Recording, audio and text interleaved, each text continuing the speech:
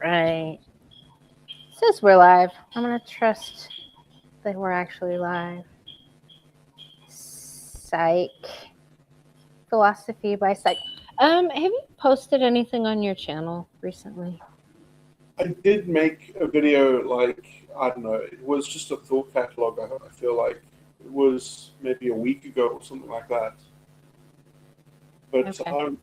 I haven't really been. I've got a lot of recordings that I do need to upload. But yeah, I mean, a lot of my latest ideas have just been around democracy because I do feel like society has actually changed with the internet that existing and with all different types of communications technology, especially with the young.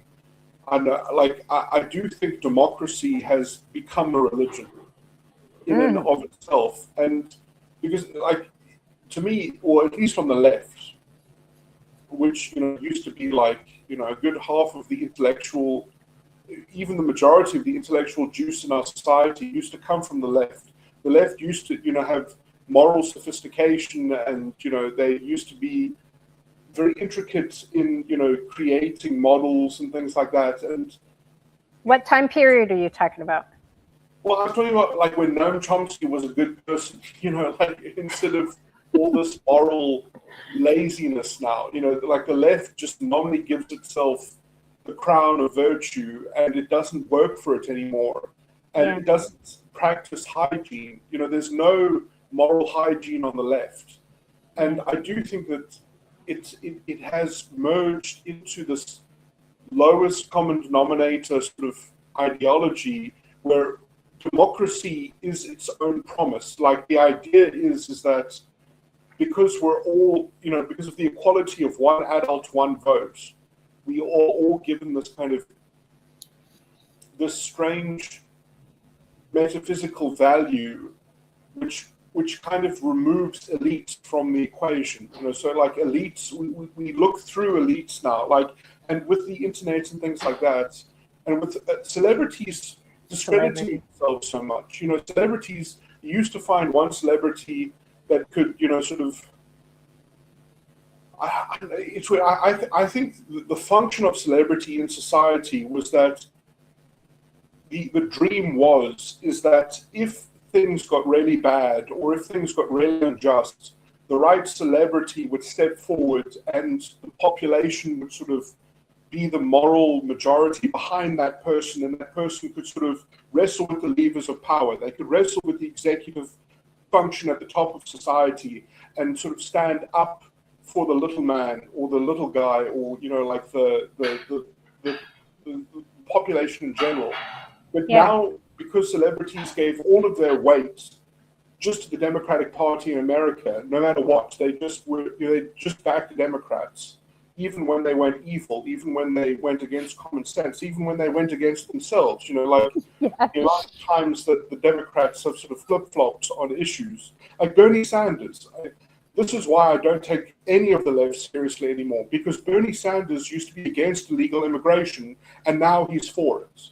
That's how you know the left has no moral credibility. They just have no substance whatsoever. And anyone with a little bit of substance, they get muscled out. Like Slavoj Žižek was still, standing up for the little guy when he was talking about, why illegal immigration is so unpopular in Europe and how you can't just call these people, what Hillary Clinton calls those people, like the unwashed masses, whatever, because they're not capable of protecting themselves the way the rich are in their enclaves and their private schools. And, if you have to share your public schools with, illegal immigrants or immigrants from, the third world countries that are let into Europe, like this has real impacts on real people's lives, and there's real human wreckage here that you have to sort of confront.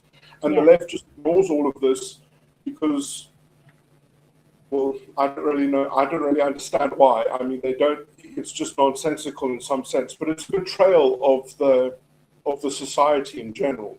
Like, and it's weird how many people can be cast a spell and women especially seem to be very prone to, just the new thing that was in the video that we were about to play. But, like the fashion and the fad and yeah, so. Yeah. Wait, so I have a question. When Yeah. you say the little guy, who are you referring to? Well, because when you say that, I see that as what they're doing, but little is compared to demographic population. Like they bang on about the trans shit when trans is like actual intersex people are like such a small minority of people in our society. Would that be considered little? I don't mean quantitatively, like there are few of them. I mean like just when I picture the little guy, I picture, like in prehistory or in 10,000 years ago or whatever, we had sort of we didn't have the nuclear family structure. I mean, the nuclear family structure brought dignity to humans in a way that, that didn't really exist before, because before most people couldn't afford to get married, especially in a marketplace where men could have more than one wife. And so, like, when you have monogamy being the sort of structural monogamy in your culture, you really support the average man is capable of having a kind of integrity and dignity and life that otherwise couldn't be afforded in a society that didn't have those nice things. So, we're very pleased that I mean, it's amazing how old Christianity is and how good it is at delivering these like really good macro societal structural sort of girders that hold up civilization and that allow us to sort of be sophisticated and libertarian and all these other nice things that are woven into Christianity, because Christianity has a kind of peace that it makes with the Romans. It basically it creates the secular space of argumentation and, let's say, a science of government and things like that. And so, we do have a city that has to be run in the Christian ethos, or in the Christian paradigm. There is a city that can be run and that can be sophisticated. I mean, we have this in the way that, like, most societies say that if you try to leave your culture or your religion, that you will be killed or something like that if you threaten to leave. Whereas Christianity will kind of let you go. It has that sophistication, that it has this kind of inclusivity, but doesn't, it has this moral sophistication. It's not like the mob. Yeah. Yeah. I mean, in how it focuses on the individual and the integrity of the individual. But sorry, what I was just going to go back to is that essentially elites have been let off the hook in this religion of democracy, because we used to have elites that it was well understood that the elites somewhat own society, they control society, and elites will always own and control society metaphorically to some extent. Yeah. At least metaphorically.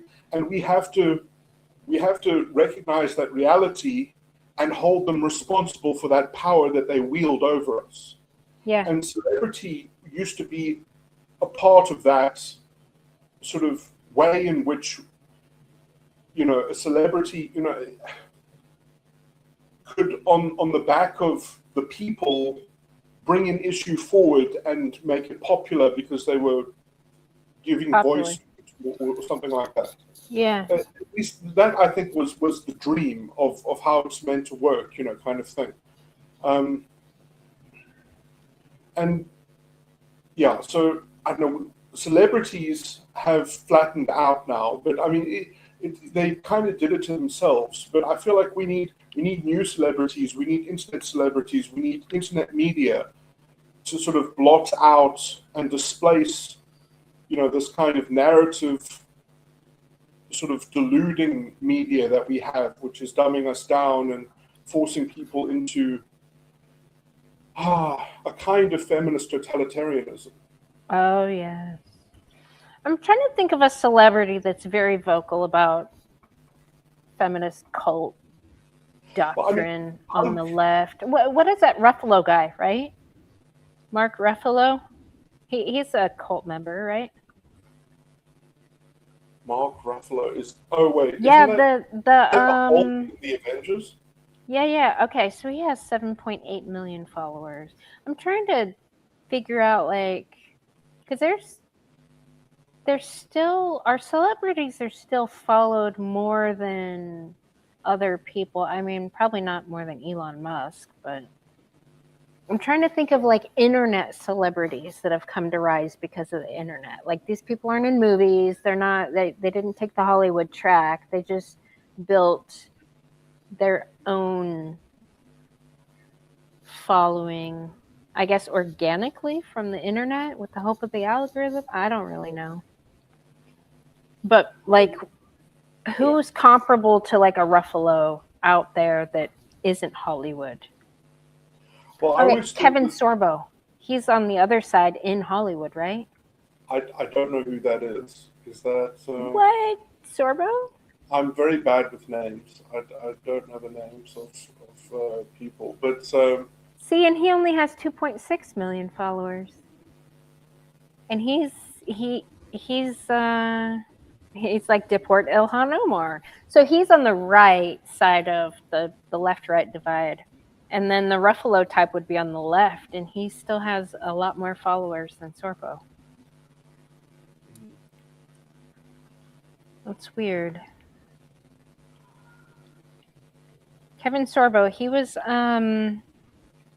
what was Kevin Sorbo? what movie was he in? Hercules. Did he play Hercules? I only know Hercules the cartoon. Right. Yeah, Hercules.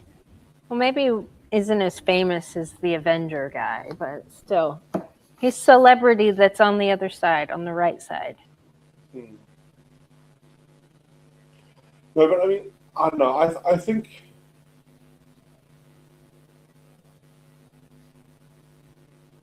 when we had a kind of monoculture, the idea was that, you know, if you messed with celebrities enough, they could broadcast enough signals that could reorientate the project. You know, like the whole culture could sort of shift. You know, the Overton window would be moved.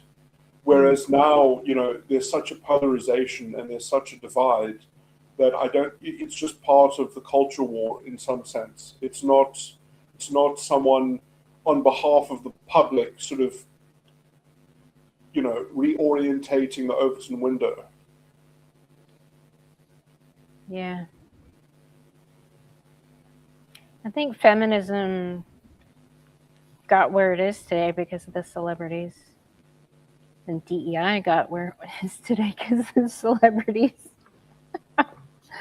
They've been the biggest proponents of all this feminist propaganda for like ever. It makes you wonder if there's any kind of threat that they're under, or some kind of, you know, if maybe celebrities are sort of part of the mind control program or something like that, some kind of conspiracy. Yeah. Yeah. Well, they listen to academics, right? And if it's coming out of academia, they trust the experts, right? And if the experts are infected with this ideology. There's some crazy shit going on in Texas with all the universities. Oh man. I got a personal one-on-one ethics lesson earlier from a professor. But there's another professor that's suing A&M because they had a bunch of, you would love it, like this black racialist fucking hypocrisy bullshit in his ethics class. And the dude got fired, and now he's suing A&M because of his black supremacist fucking syllabus. Oh my word. Yeah. Now, the Texas universities are handling, University of U of H, I think, just dumped 40% of their core curriculum because it had the various gender studies, race identity study, all the bullshit. Oh, They wow. took 40% of their core curriculum. Wow. I mean, that just shows you how much they must have watered down their syllabuses, Oh, or just how yeah. much fat is in them. Yeah, they're trimming the fat for sure. Mm. I mean, that's disgusting that universities have essentially become indoctrination centers, re-education centers. Yes. I was told about a book earlier. Have you read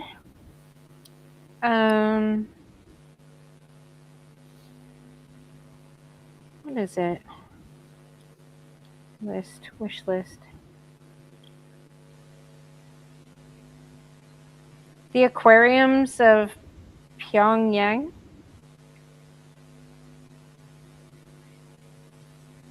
It's about South Korean stuff. I didn't know South Korea had professional deprogrammers. That's actually a job Oh, in wow. South Korea. Yeah, a professional deprogrammer.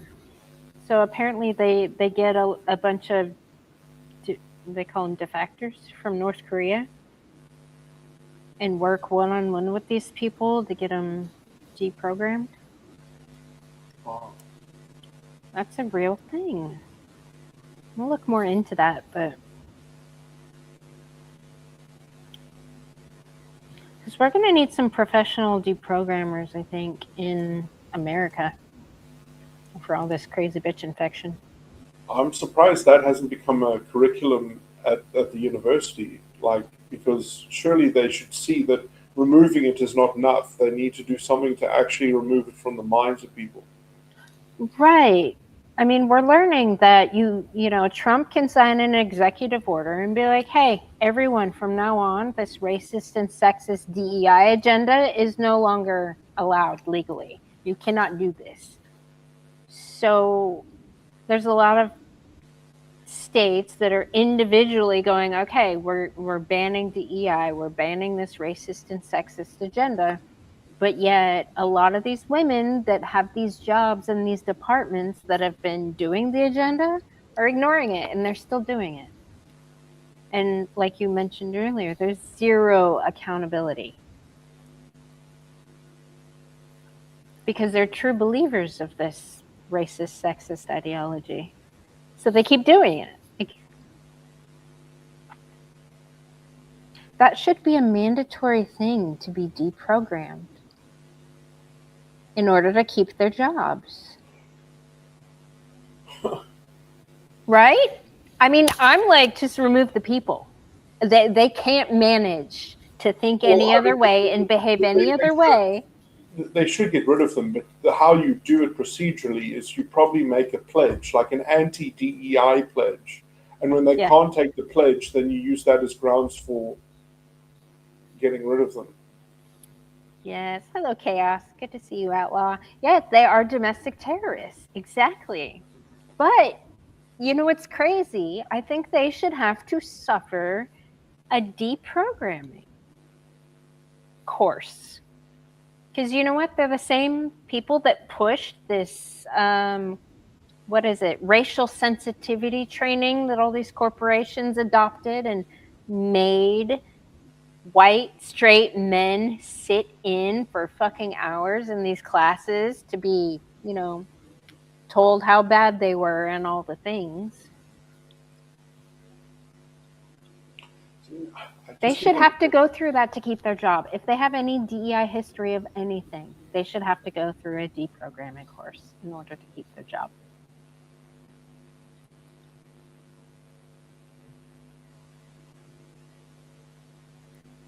I mean, I don't think it'll work, but if we can't fire them, we can train better, right?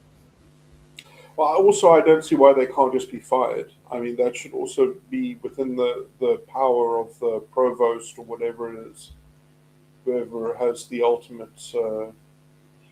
So it is. There's policies, there's procedures in every department, but having somebody actually pull that trigger, like I know somebody specifically that's a dean of an department that's going through firing somebody that was a diversity hire, and he was shit at what he did. And the amount of pushback that they got from their peers, staff, up ahead, like the amount of, oh, you shouldn't do that, like, oh, we're gonna be sued, like, this is a potential lawsuit, like, you might not want to, fire this person. That shit happens everywhere. If one person's like, hey, no, we're gonna get rid of this, then the woke mob comes in, all the fear-mongered people come in and try to talk them out of it. So the social pressure to not do the right thing is kind of the big thing. Yeah. Because, I mean, there was the professor that got fired for his black supremacist fucking syllabus in his class. He's suing. They're all going to sue. Yeah, I know, but I mean, I think you just have to plan to win that battle. Yeah. So, whatever steps you take on the way there to getting them fired, you have to jump through all the hoops you have to jump through. But yeah. I don't know. I do think there needs to be some kind of moral mechanism in the institution, because if you don't have moral hygiene, then you will become susceptible to parasites, metaphorically speaking, which is what has happened. Oh yeah. Infested with parasites. So what would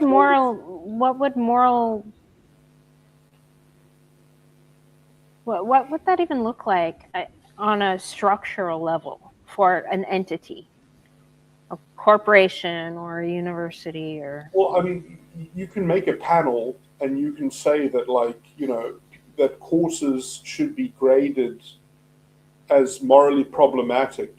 So you would get the syllabus and you would study it and you would say, this has themes of group, collective guilt. Like group punishment is essentially, because I mean that is the solution to, inverted commas, structural racism. Right. Is essentially more structural racism that cuts the other way. That's their solution to everything. It's just more of the evil that they point out. They just want more of it, just supposedly slanted the other way. And it has no turning off function as well. So it doesn't even say when, it makes the problem worse, not better. And so you keep on needing more of it, not less of it. So it doesn't even fix itself. It makes itself worse. But it's like, how much of that is actual projection coming from the actual racists? I've been noticing that a lot in my day-to-day. I get approached being accused of doing the things that the other people are doing. Like how... I mean, it's interesting. I mean, the white guilt thing is usually gives you a sense of superiority, so it's, I mean, I spoke to someone quite recently who was riddled with a kind of white guilt. They were part of this political organization in my country, which I absolutely despise because it rejected non-racialism. The leader of the political party is completely, doesn't understand non-racialism, intellectually thinks that they can do better than that. And, basically it's about being sympathetic with people and being sympathetic with their psychological wounds. Yes. They have all these, things. And it's very interesting because, if you understand some sort of anthropological stuff, you'll know that in most societies, things like mental illness usually they grow to the space where they're tolerated. I don't know. And so this is exactly, we've created more tolerance for sociopathy in our society now, that we expect people to walk around with these psychological wounds, which everybody else has to sort of foster. And the psychological penetration is disgusting. So it is disgusting.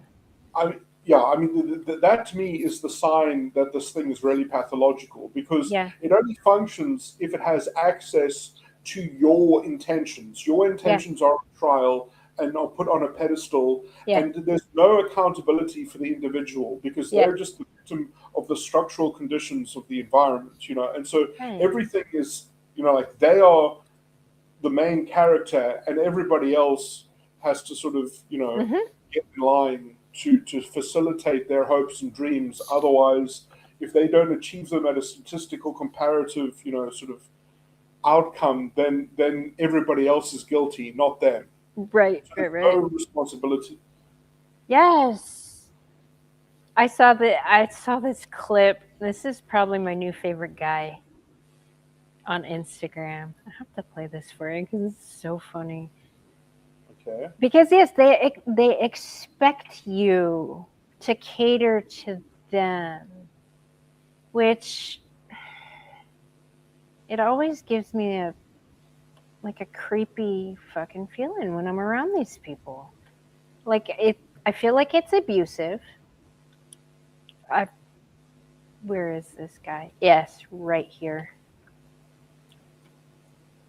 I think you like this guy, Psych.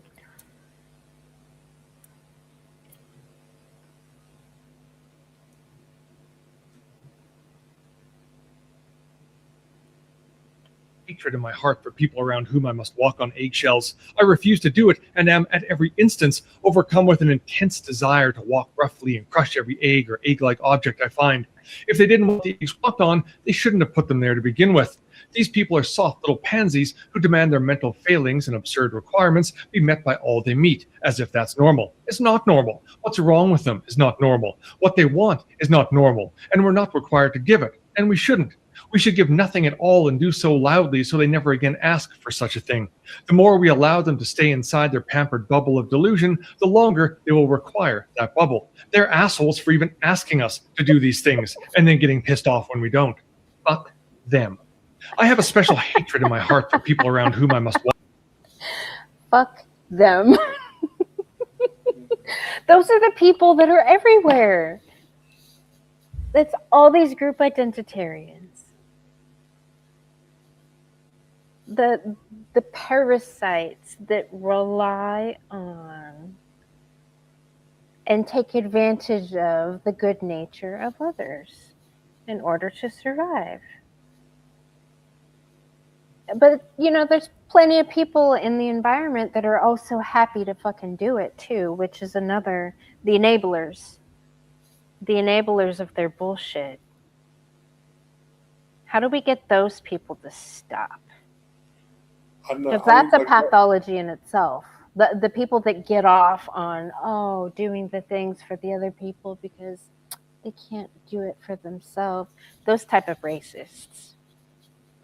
Well, I don't know if it's necessarily a particular belief or if it's just going with the new thing and going with the popular thing. When I witness it firsthand in front of my face, it's a belief. It's a deep-seated belief that this person feels superior to this adult, and they behave accordingly. And they do things for them that they just can't do for themselves. It's weird.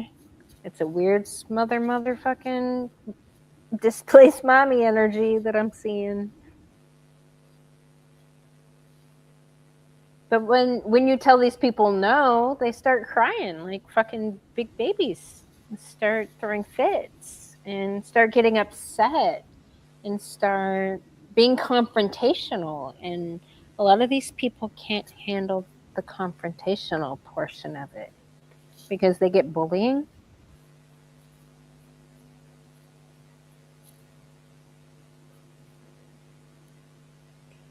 Yeah, no, I mean, I would link all this stuff to sort of borderline personality disorder, because I do think the ideology does kind of set up those sorts of behavioral connections with people. But I mean, Right. I don't know if they truly believe anything. They end up enacting the ideology and they end up going through the motions, which make them essentially imbibe this stuff sort of implicitly. Yeah. But I don't know. I think they fall into it, like they're almost unconsciously falling into it, because they're just not. These are people, who are, like, I'm sad to say, but the average human being in society is not a very morally sophisticated person. They are keen to being possessed by demons. That they can be possessed by any crowd spirit, that exists around them. That they will just imbibe and partake in whatever is happening. Because they want. Or it was in that video that I sent you. It's because they want to be. Like, if you're an agreeable person, you will go with the consensus of the group. So if whatever appears to be the consensus of the group, you're not going to want to go up against that. Should I play your video? Sure.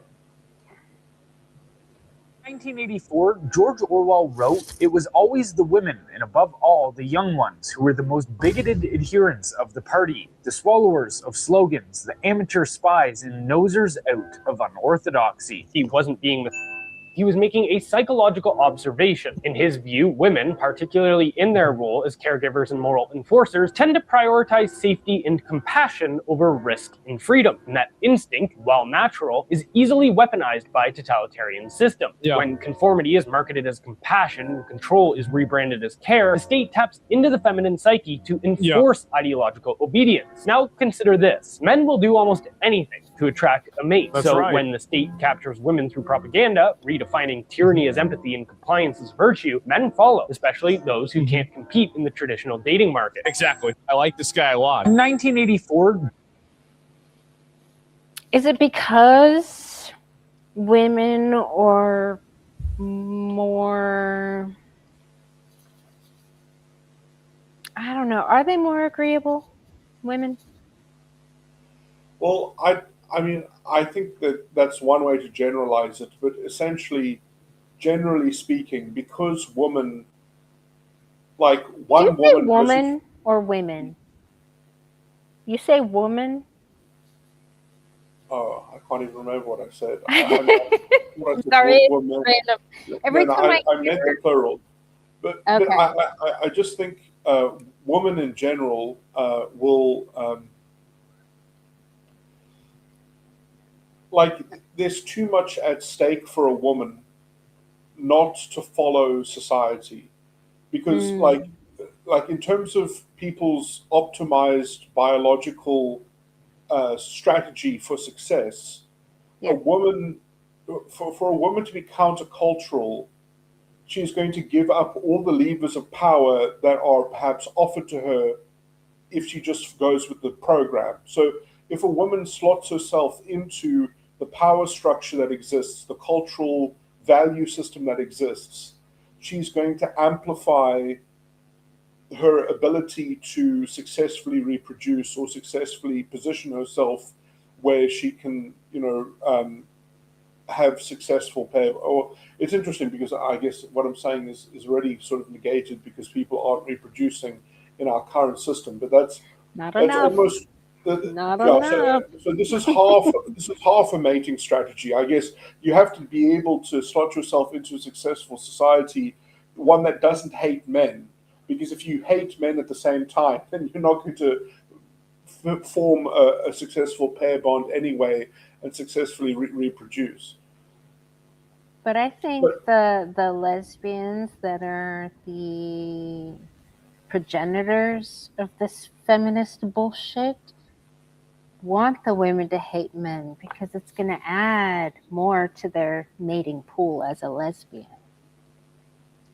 Yeah, that does also make sense. But my whole point, though, is just that women, generally speaking, in most societies, like they give up too much power to be countercultural. So men, can wait longer. They can go off on their own, be countercultural, be more experimental, and end up being successful because they find an outlier strategy that is a niche somewhere that fits in. There are a lot more different talent. Like the talents of men are a lot more varied than the talents of women in general.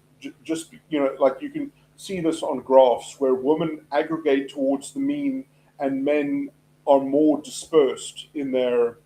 There are a lot more idiots in men and are a lot more geniuses. So like the tail ends of the distribution are a lot wider, or they go further. And so like men are the petri dish, men are the experiment, and that includes social experimentation. So like men are going to sort of break with the crowd more. They're going to have more of the kind of impetus to be an individual that stands out, whereas women, and you see this is not always true, because you get some very masculine women that break this mold, but generally speaking, women sacrifice too much to do that. Yeah. No, it's a big sacrifice. It's also a sacrifice from society's perspective, because to have a successful society, you need to have as many breeding pairs as you can within your society for the actual group to be strong. Because generally you're going to be at war with some other group, and you're going to need to. Yeah. Yeah. Huh. So you think this feminist totalitarianism, do you think it wouldn't have happened if Christianity was strong enough? Well, like within the masses? I think it's Tom Holland, not the movie actor, but there's this intellectual who's kind of like a Christian. I don't actually know if he's an atheist or a Christian, but he makes intellectually some very compelling arguments about how Christianity was basically so successful. And I agree with this to a large extent, because I was actually wanting to make a video commentary on Wes Huff talking to, I can't remember the other people that he was with, but it was the one guy's got a moustache, almost like a handlebar moustache. And they were discussing religion, and basically they were making the point, it's like, why do we have to believe in Jesus if we basically follow his general principles enough?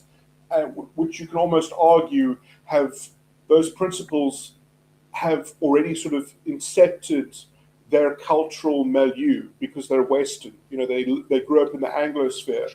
So cultural milieu. Keep going. Sorry. So it's just this idea that essentially it's in like if you were a fish, it's in the water, it's in the air you breathe. Right. Just living in our culture, you can't help, even if you were never told about Jesus. There's this kind of dare I say, echo of Christ.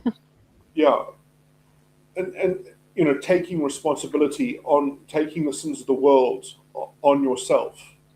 Yeah. I mean, this is so like, which which a lot of people think that this goes past them, but I believe it's very clear that in Christianity you are called to do exactly what Jesus did. I mean, Jesus literally said, "Pick up your cross and follow me."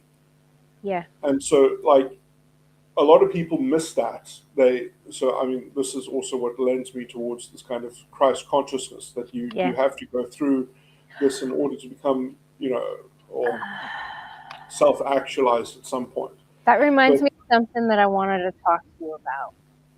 Okay. Specifically with the Christ consciousness. So I went to this state thing, and I went with probably the sweetest, most Christian person that I see on a regular basis in this pit of hell. But she was talking about, because she's super Christian, and she was talking about, because she's very much she sees the fuckery. She loves everybody. Jesus loves everybody. I try to emulate and do what Christ did. And she's, I think, part of the fucking problem that we have in our society, because the tolerance that's allowed people and the intolerable to infect fucking everywhere is that tolerance level, and that just love everybody no matter what, and don't judge, because that's Jesus's job. That's another thing I hear from these Christian women, that are quick to say stuff behind people's backs, but would never say anything corrective about another woman's behavior to their face. Like, I think that part of Jesus, because when she was like, I just follow Christ and I try to emulate Christ. I'm like, which Christ, though? The Christ that allowed himself to be murdered and was persecuted and like that Christ, or the Revelations Christ? Like, which Christ are you trying to emulate? Like, Well, I think Christianity's played a big role, but I think feminism has also infected Christianity as well. And they're like, this Christ, don't judge, because judgment is for somebody else, and it's taken away people's discernment. Yeah, no. I mean, I've always argued against that interpretation of that particular line, like "judge not, lest ye be judged." I think that we're called to higher things. The Spirit of the Lord is the Spirit of understanding and wisdom and judgment, and we have to have judgment. And I mean, Christ, by the way, wasn't very tolerant at all. I mean, he was not a tolerant person. I mean, he showed mercy to people, and he has teaching of forgiveness. But like, there's this, you actually have to repent of your sin. You can't tolerate sin. Right. So I don't know, like. No, these people will watch sin take place over and over and over, and these people, we'll just put them in the degenerate, sinful category, can be so fucking rude to these people, and I've seen them just be like, oh, it's okay, I'm gonna love you anyway. And I'm like, how do you love everybody like that? You can't. Like, why would you love somebody that's doing that exactly? Like, then it's like, what is your love worth then at that point? I think they have, a lot of these Christians in my country have the wrong idea about Christianity. And I think the feminist cult is behind it, because the feminists have been fucking infected all the churches. I see it. It might be democracy more so than anything else, because I do think that the kind of the secular ritual of the vote has given rise to this collective destiny as well, because the political process where we all get the vote and we're all part of this thing that then has our moral buy-in to it, because when you give the vote, you're also assenting to the validity of the structure to some extent. Yeah, but if not everybody was allowed to vote. People had to earn it before, right? No, but I mean, I just mean that it's just people don't have a very good way of compartmentalizing these things. And I think it bleeds over into Christianity, and it bleeds over into religion in general. And I do think democracy has become people's operative religion more so. I mean, I don't know if that's true in the church. Maybe that's more true for secular people. But I think that there's a kind of promise that democracy gives to people, that this idea that we're going to sort of, societies collectively managing some grand project, that we're all going to make it, or that we're all going to work it all out collectively. There's a kind of low-grade formula, like love your neighbor as you love yourself. You can kind of triangulate that by just giving everyone the vote, because if everyone can vote in their own self-interest, then you can say that, are we not letting people love thy neighbor as they love as you love yourself? Give them this political power. Yeah. But I mean, I'm just afraid that You see, the problem is that, and then you have this obvious antagonism between, let's say, like the private interests of people that have money Yeah. versus the democratic nominalists where everyone has the same power and therefore everyone should be seen as equal in some values, in some democratic value sense. We all have the same contributive might. And therefore, if we all are contributing the same thing, then, shouldn't, I don't know, there's this kind of collective destiny there that, I don't know, I think people smooth that too much in their brain. They water down that picture, and it's meant to be like, it's meant to be a solution to a problem that is not ideal, but people are idealizing, I think, democracy just because it's easier to do so intellectually. It's just it's cheap and easy, and it makes you feel, just relaxed in so doing. You just kind of say that we're all going to get there. Right. And that seems ridiculous to me. Well, yeah. What do you think? They've liberalized Christianity. Well, I mean, What's liberalized exactly? well, Because you bang on about liberalism. You're a big staunch supporter of it, right? No, I'm a supporter of libertarianism, which is essentially freedom, which is the idea that we need to be free. But you can only have a stable freedom if you have a secular space in your society where you can have private transactions that take place, and history can still be made on the level of those private transactions. And then you get people who just want everything socialized or done through the state, or the state to step in and sort of have its hand in every pocket and its puppet strings over everything and smoothing over, so I know it's like, how much power do you want to give to the state, and how much do you still want there to be left over for society? And I think culture should not belong to the government. This is like a big thing. I think that culture should not belong to the government, but it also shouldn't belong to very powerful corporations. So you need to have some kind of regulation that somewhat creates a level playing field in culture, which we, like section, what was it called, 252 or something like that of internet. Is YouTube a platform, or is it a service or something like that, or is it a publication that they can have editorial power over? Right. And they have to pick a lane. They can't sort of be both. But guess who does the regulating? The fucking psychology field.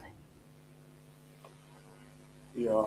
The psychology field does the regulate. Oh, I had a question for you about the ethics of psychiatry. Because there's this big case going on in my country right now. Have you seen it? This mom that murdered her 3 fucking children, who was being treated and on like 14 different types of head meds and all the things. But this crazy bitch sent her husband on some errands to go pick up some stuff, took all 3 of her children, the youngest being 8 months old, down to her basement and strangled them with exercise equipment. And the crazy bitch feminists around the globe are all chiming in and still somehow blaming the husband, right?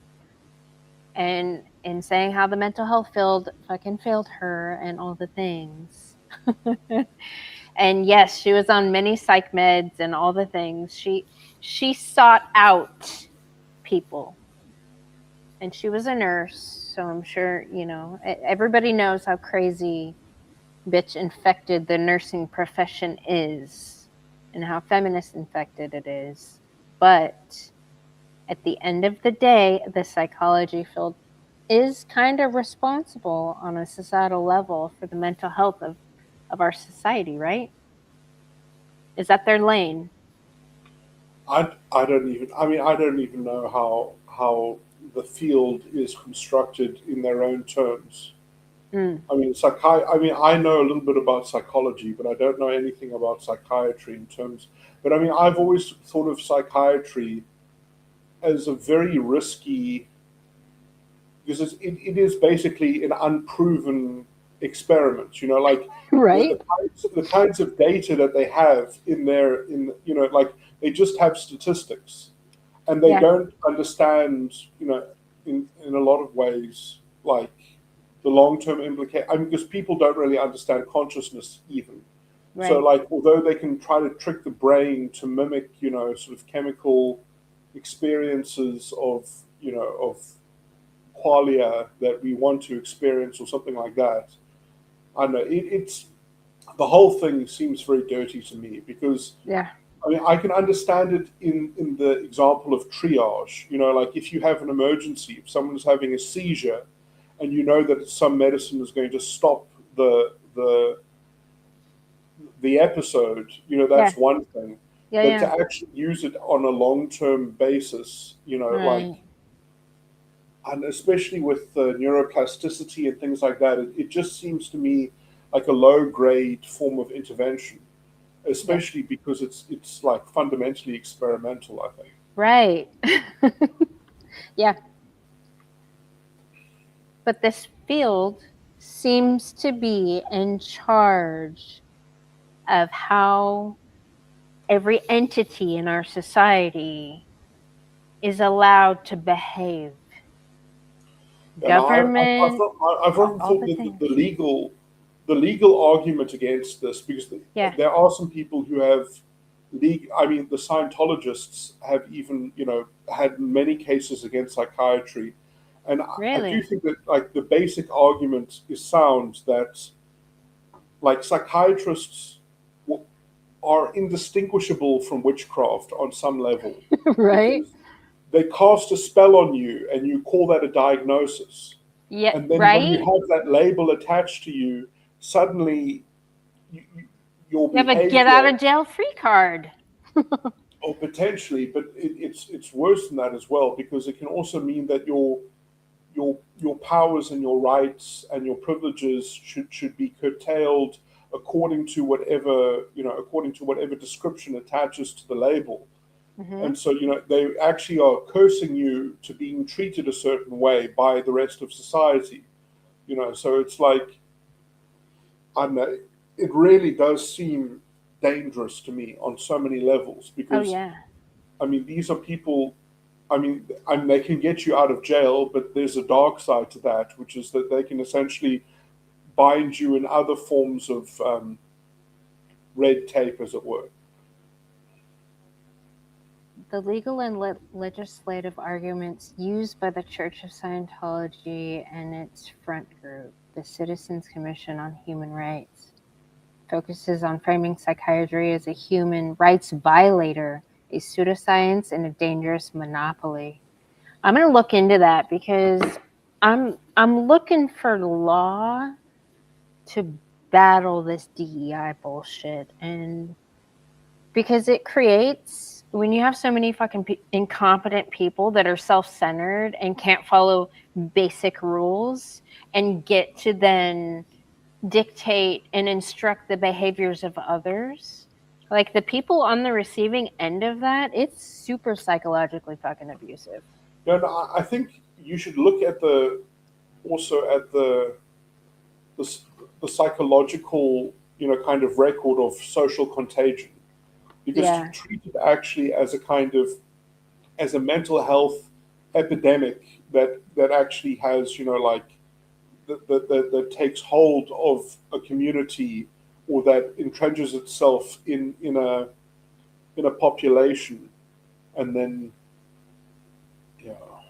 Yeah. I don't know. It's very sad, but I mean, it does. I mean, I've always said that it's like an ideological form of borderline personality disorder, Mm-hmm. because in some sense, its adherents get on the hook for sort of proving it right, and the more Yeah. you prove it right, the more you need to prove it right, and so Yeah. it's like, I don't know. I'm surprised that people don't realize that they're being sucked into a vortex. Well, I can see how, just based on my lived experience, almost a year and a half into a narcissistically abusive workplace culture, when things change slowly over the slow boil of the frog, right? I've just observed in the past year and a half how things can change a little bit over time. And I've experienced little pieces of my freedom being taken away, and the social pressure and all the things. I can see how it can happen. Through fear-mongering and just pressure from so many different areas, I can see how people can submit to that.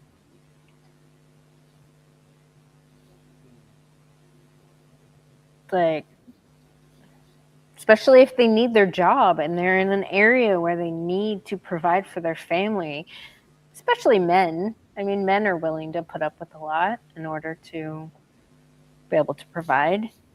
And that shit's happening everywhere, on every fucking level.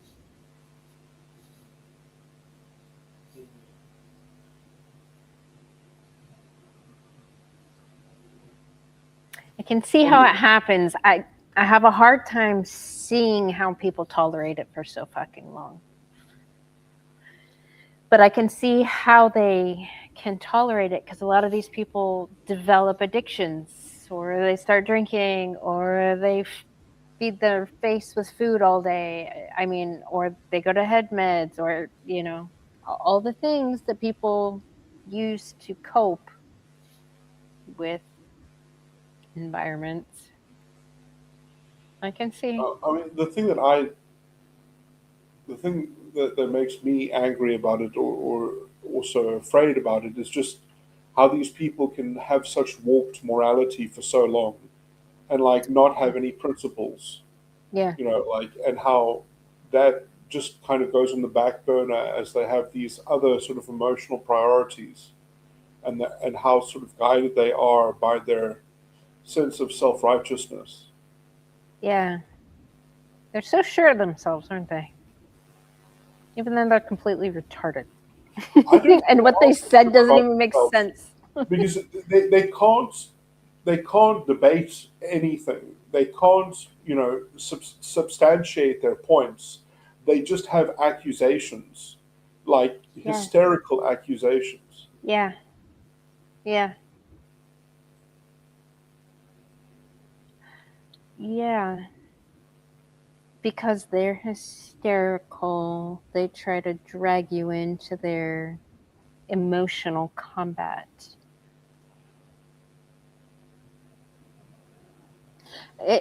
It's hard to dodge all those fucking arrows on a daily basis. If you don't want to participate in the fuckery, it's challenging. If they spew that shit on you. Like, but why are they allowed to do that? That's what I've been thinking about. Why has society allowed this to continue?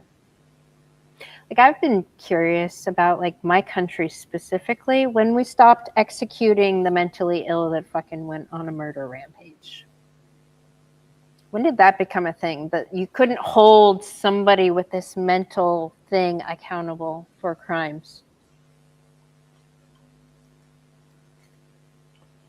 I know that's a general law of common law, though. I mean, When? that if you have to be competent to stand trial. Since when, though? I mean, that's quite old common law. That's from even probably before the American Revolution. Are you sure?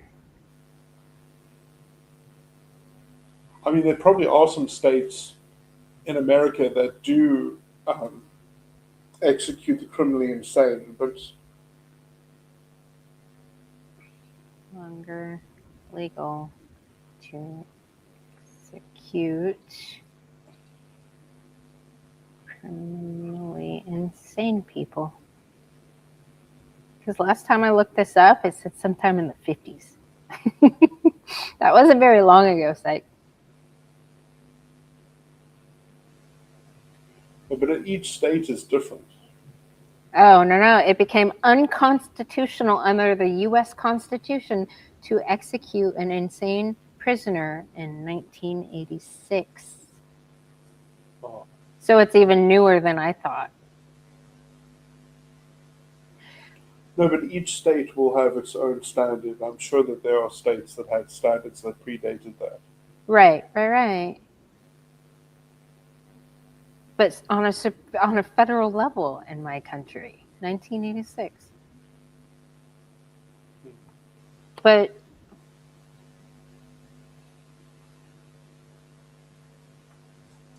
When I thought it was older than that.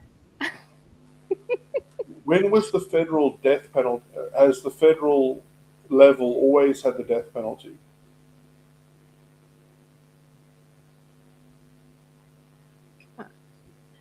What's your question? Has the federal? So I guess my question is,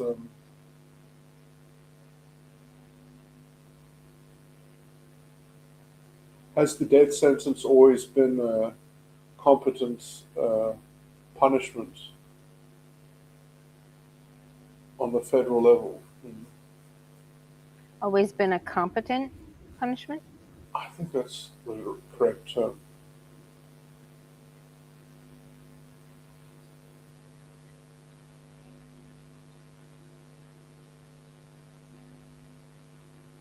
The federal level?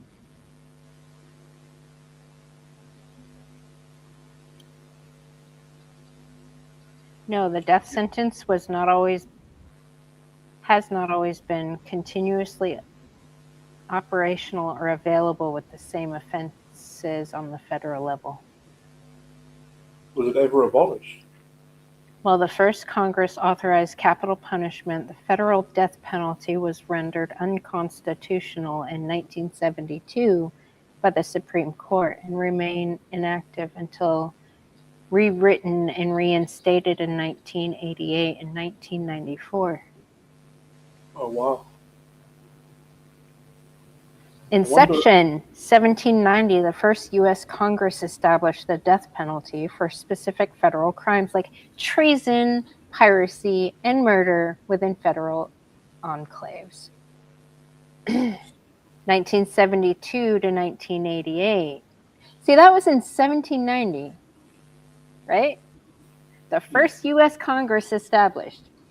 In 1972 through 1988, the Supreme Court ruling in the Furman versus Georgia invalidated existing capital punishment statutes nationwide, including federal laws, because juries held unguided, arbitrary sentencing discretion.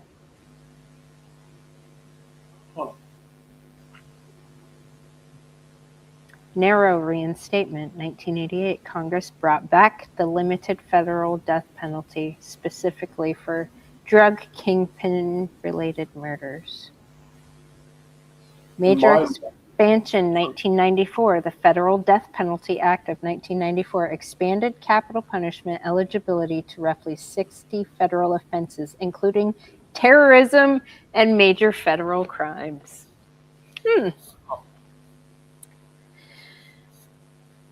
Well, I recently heard Rubio say, calling out the domestic terrorism of radical left-wing organizations. Oh. Yeah, I remember that. Mm-hmm. It's going to be very interesting to see what happens after Trump. I can't wait to see who the next president is and the one after that. Who do you think it's going to be? Who's I your have no prediction? idea. So it's either going to be Vance or Rubio, probably. Are those the two main contenders? Do you think Hegseth could become president? I don't think so. He Why? doesn't.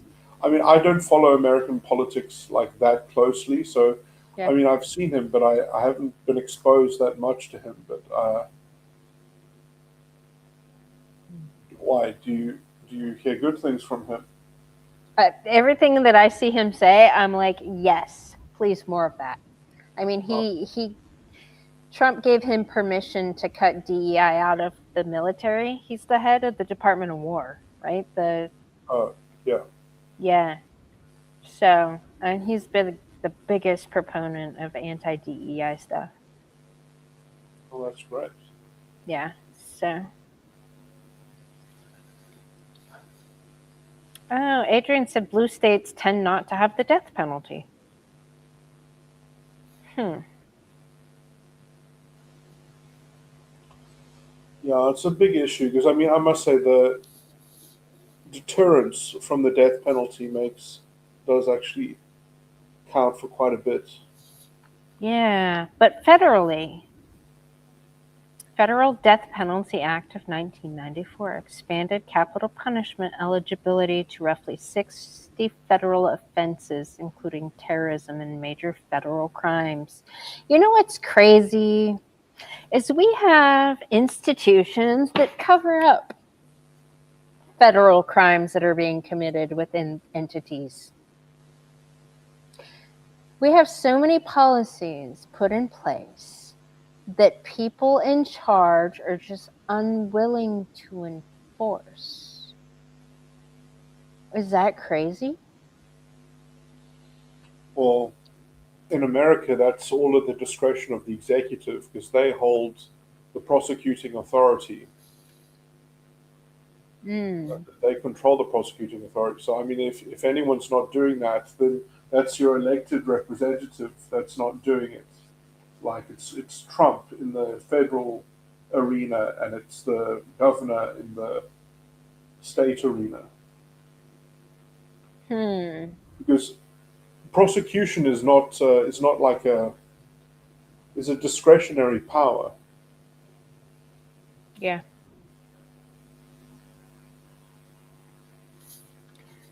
I wonder. I'm going to have a look through these 60 federal offenses, including terrorism. So those are the things that the state kills people for. Why is that particularly important? I'm just curious for what I do.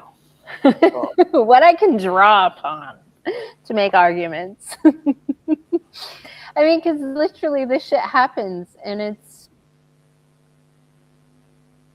it just goes like the level of, or the lack of accountability on so many levels in society broadly.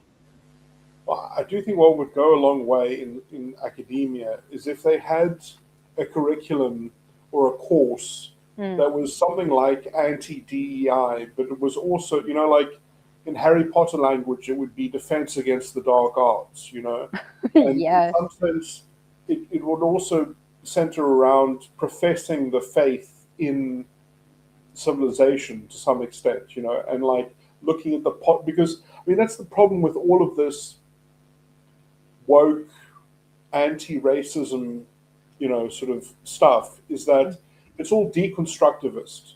So you just deconstruct everything, and because it doesn't have any burden on itself to posit any positive structure, it doesn't tell you what the alternative should be. It just tells you what's wrong.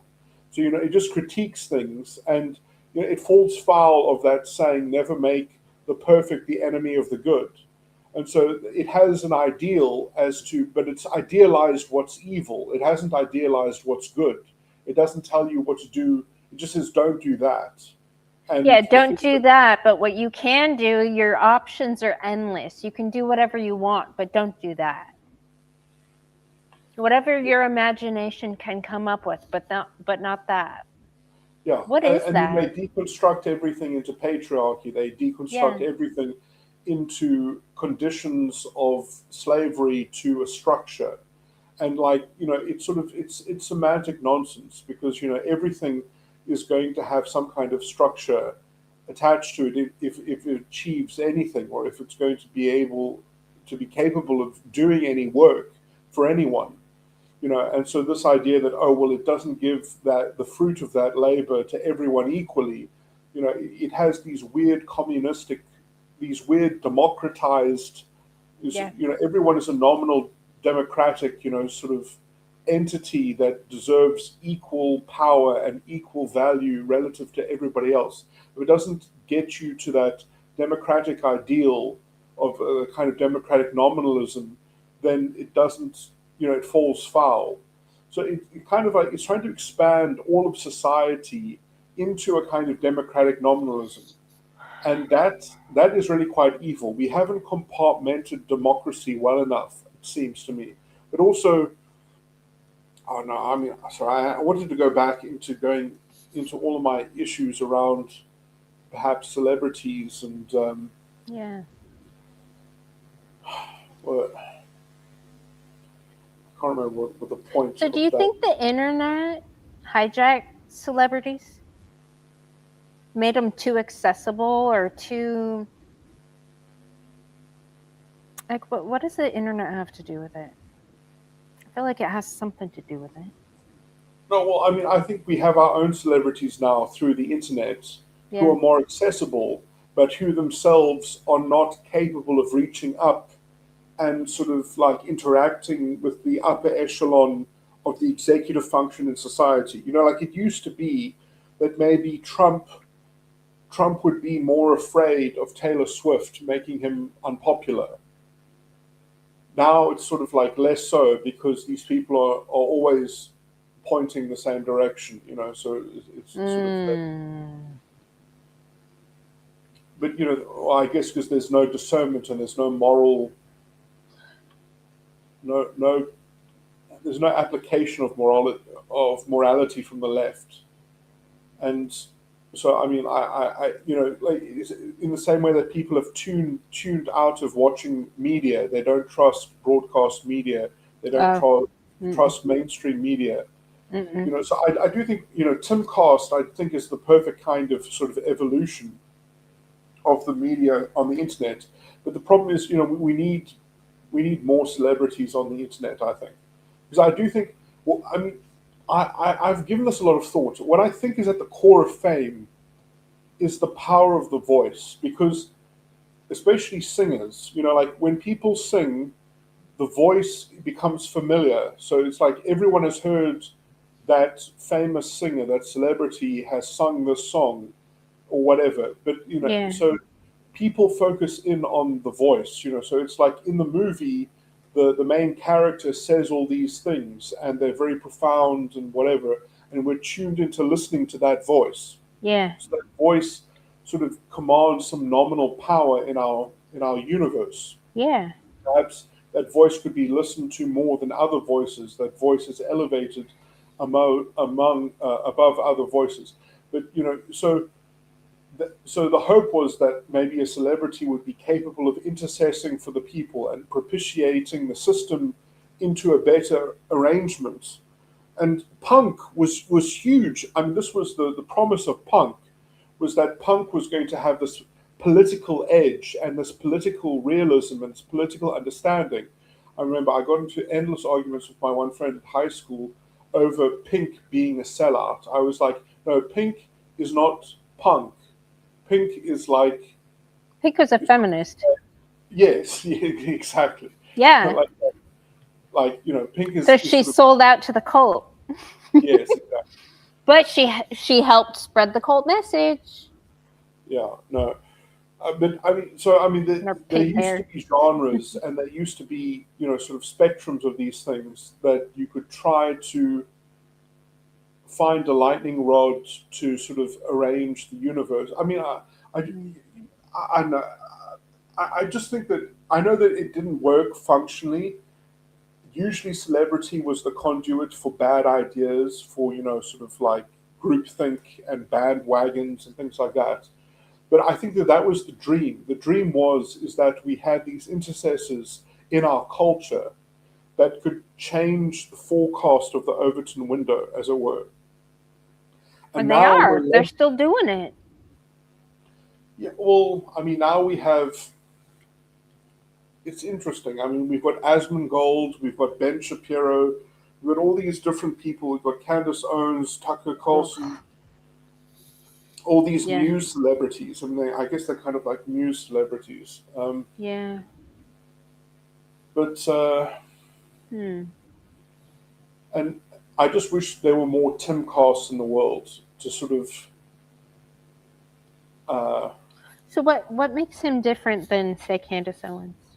Besides, biology and sanity levels. Sorry, who? Between Tim Pool and Candace Owens. No, I just meant that we need more of a media that facilitates the interaction of these celebrities who can sort of, I mean, Tim Cast himself is perhaps one of these news celebrities himself, but Yeah. he has a platform where people, congregate and hash out ideas and actually have some semblance of real debate. Right. Some issues, so that the issues can actually be moved according to some kind of intellectual jockeying. Emmanuel's here. Hello. He didn't die in the reckoning that the Zulus. Whatever happened? Last I heard, the Zulus gave your government an ultimatum about illegal immigrants. Emmanuel was super psyched, sharpening his fucking spear, waiting for June 30th. And then I didn't see anything that happened. What happened with that? I don't even know. I mean, what's more important is the upcoming elections and then the outcome of those elections and what's going to happen as a bellwether from that to the next national elections. I know it's very scary because you have these people, I don't know how they do it, like Dudu Zane Zuma, I can't say his first name, Zuma, the son of Jacob Zuma. He's now in the MK party. I don't know, he's got a prominent position in the MK party. And his rhetoric is just so shameless, it's disgusting. He's like, we need to have a debate about expropriation without compensation, and we definitely need it as a country. Like, I can't believe that he can say that without any shame. The sense of detached, how he, it's like we'll socialize the responsibility onto society for the failings of government. So we'll just we'll nationalize the abuse of government, but we'll socialize the cost. Right. Or does it make sense? It's like when I hear somebody, there's this fucking male feminist that's here that calls me with Trump derangement syndrome. And this dude is so fiscally conservative, but he's on the left. And he's so socially, I don't know, crazy bitch cult member. Like, like that kind of dichotomy doesn't make my brain, it hurts my brain a little bit. Because what does that even mean to be a Democrat but be very fiscally conservative? But socially progressive. Like those things are detached from each other. He believes in all the DEI stuff. He believes in the Yeah. So he just doesn't want the states to accumulate more debt. No, and actually something he called me about having to do with Elon and how these rich people can borrow against their this is all finance Their stuff holdings. their holdings. Okay, so because on paper he believes Elon Musk should be paying more tax, and he doesn't pay enough tax, and this and that, and because he's able to borrow against his holdings in his stock. Yeah. And the average person can't do that. He doesn't see it as fair. I'm like, but if you had a lot of stock, you could also borrow against it. Well, I don't have that much stock. And he shouldn't be able to do that to avoid having to pay tax on it if you draw it out or whatever. And in my mind, that doesn't fucking make sense. Like, he kept saying how it's not fair, that he should be paying more tax, but then I look it up and I'm like, yeah, but that bracket pays more tax than our bracket and the bracket below us. Like, how is that fair? Yeah. Like, the mentality. I mean, I don't guess get you, it. you can have philosophical disagreements about wealth tax. Yeah. I don't even know if I'm equipped to have any kind of intelligent discussion about a wealth tax, because I mean that's basically what he's trying to say. He's trying to say that there should be a way that you can wealth tax people, but if you wealth tax people, it will disrupt their business pretty hectically, because like if you have a huge holding and now you're taxed on that holding, you have to sell a portion of it every year just to pay the tax. Right. But technically, it's not even, they're not paying the same tax because they're in a different tax bracket and they have to pay more tax. Yeah. So I'm like, yeah, But no, they're you're only right. taxed on their It income. should be They're fair. not taxed on their holdings. Right. But they are able to borrow against it, but they will pay interest on that money that they borrow. No. If they borrow, if they get interest on the money that they borrow, yeah, that's income, I guess. Yeah. Yeah, that's the only portion that I guess is taxable. I don't know, but this is where this man's brain's at. Like, very fiscally conservative, but very socially progressive. And I hear that a lot from blue team members that are trying to build wealth and family legacy and all the things. But then, Well, I guess being an American, it's very easy to just hand wave around DEI, because in some sense, if there are minorities in your country that are taking advantage of DEI programs, they're still minorities. yeah, Whereas, like in my country, it's just economic suicide, because the white population isn't big enough to support the kind of DEI parasitism off the general system, and so Yeah. you end up having to just debase all the standards to accommodate for the DEI program, because the majority of the population is the target of the program, and so Right. you just have lower standards at universities. You have lower everything. yeah. Whereas you can still maintain standards at Cambridge, even though they have that one guy that just killed himself now. Did you hear that? Yes. Wait, he did what? Yeah, that. So he did kill himself? I believe he did. Oh, is it just a story? I don't know. All I saw was found dead.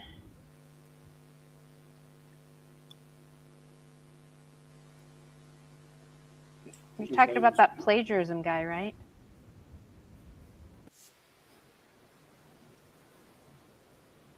What's his name? Oh. Manuel said he did self-delete. Huh. Well, when a lot of these frauds are exposed. Where is the sound coming from? Hmm?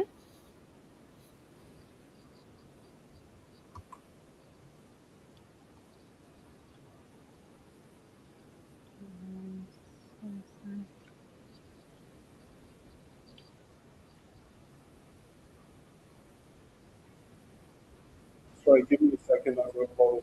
Jason Arde? Yeah, that's his name. Yeah. Okay. Prominent sociologist was found dead at age 41, shortly after resigning amid university investigations into allegations of plagiarism and fabricated background claims, while supporters and advocacy. Let's see. Yeah.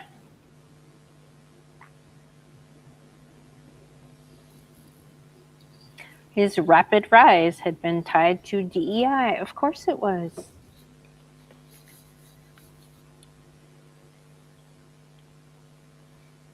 Do you know how many people we have in those positions across America? The same shit.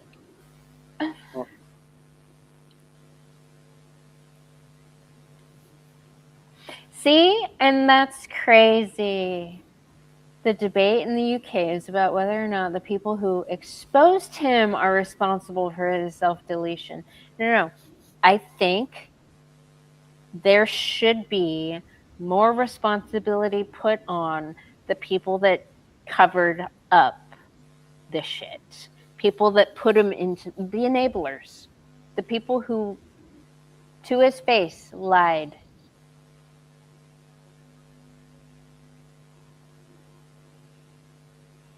I was watching Gad Sad about this issue while I was reading one of the posts he made about on X.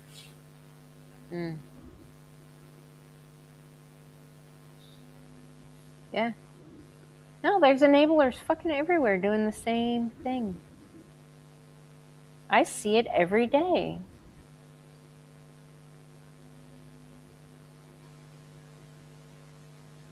Fuck it. Texas A&M, man, the push. Oh, by the way, funny story. I know I've mentioned it before on this channel, how when they disbanded all the DEI departments, all the crazy bitches congregated to one. Oh, I sent Johnny. Hold on, let me pull this up. It's the Student Services Building.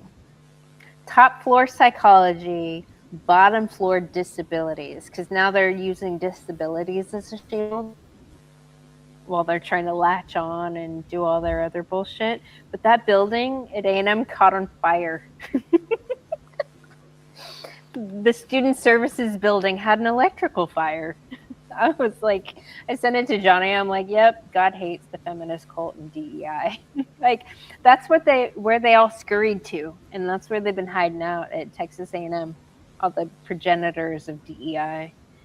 Yeah, their building caught on fire.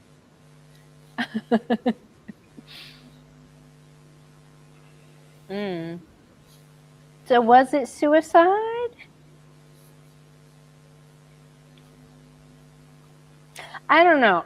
I would see, you put a person that's been lied to and propped up on all these pedestals and given all these hand-ups. You put them in a position, and then the world finds out that they're frauds. What did the people that put him there, what did they do in that moment? Did they all fucking turn their back on him to dodge accountability? Was he fucking isolated after that? I mean, you surround yourself with a bunch of people that fucking lie to you. And when the shit gets exposed,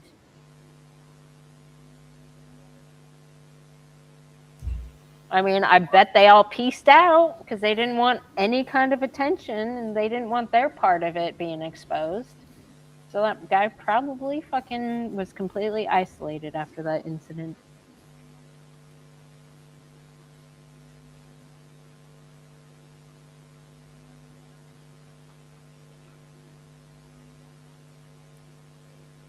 The worst part about my country is that the beneficiaries of DEI are the worst. Most incompetent people you could find. It's often at the expense of qualified and competent Black people.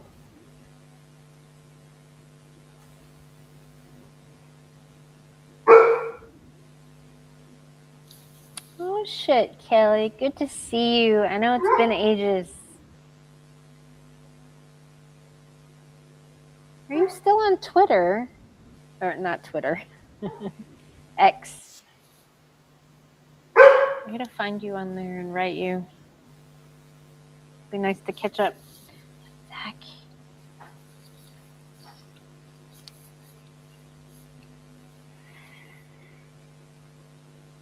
See? Maybe he was going to go to the press and expose the DEI machine for what it really is. Maybe. And I think it's too embarrassing to go through that if he was going to expose them. Because, I mean, like, you have to out yourself as essentially as having no integrity as an individual, but Right. just being a representative token of your group Yes. and being used as a piece on a chessboard or something like that to represent your group. So, you know, you just become a racial token. I mean, I don't know how any, it's like it's fundamentally self-dehumanizing. That's why, I mean, like, they have this whole that they, you know, there are papers on this all over the place. They talk about the imposter syndrome that comes Yeah. along with Yes. this DEI. Yes. Yeah. And because they're imposters. Yeah, I mean, But they're it's basically a certain ideological. level of a piece of shit to walk into an area and be like, oh yeah, I'm gonna get all this free shit. I'm gonna take all this free shit that I didn't fucking work for, and I'm gonna go be paraded and be like, yeah, I worked for this thing. Look at this position I hold. Yeah, I deserve it. Like, it takes a piece of shit to even do that. To accept that.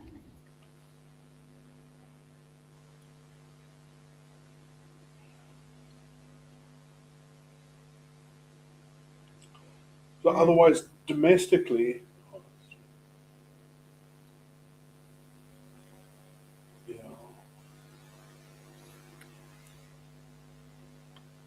Oh, Tom, good to see you. Yeah, I don't trust any of the media outlets. I was at a friend's house last week, and she's your old school, super, I guess, I would say right-leaning Republican woman. Her husband was always a Republican, and she just voted whatever her husband said. She watches Fox News. And I don't watch any fucking news. Even Fox News, I mean, because the whole left-right divide seems dumb to me, because feminists are literally doing all the things on both sides that each side are very vocal about that's happening on the other side. So I'm like, I can't take any of you seriously. If there was a side that got women completely out of it, I would support that. But Fox News, same bullshit on that side. Their own agenda, their own fucking bias. I don't think you can blame them. If women are still voting, you need women for the woman to vote for. Otherwise, you run into problems. And I think for women especially, that can be a big impediment if there isn't a woman to vote for on your side. But we're talking the realm of politics. Yeah. Okay, back when during Noam Chomsky, you mentioned that earlier. Yeah. What period of time was that? What year? Well, in the 90s, I guess. Okay. Where is that located? Where is what located? Where was he located? Well, Noam Chomsky is an American. Okay. So what was his job? He was a professor at, I think at MIT. I think he was a professor of language. Okay. I might be wrong. Might be a different university. So in I mean, what made him famous was his theory of language.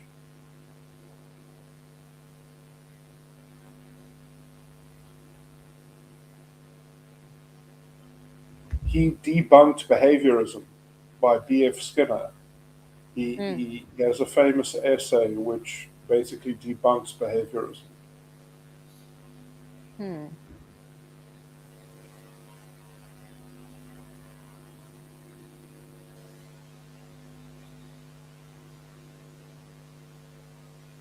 I wonder if he could come up with that same thing in a different environment. Because MIT was, especially in the 90s, was male dominated, right? Because it's your technology, it's your... Yeah, I mean, if he was at MIT, let me try double check.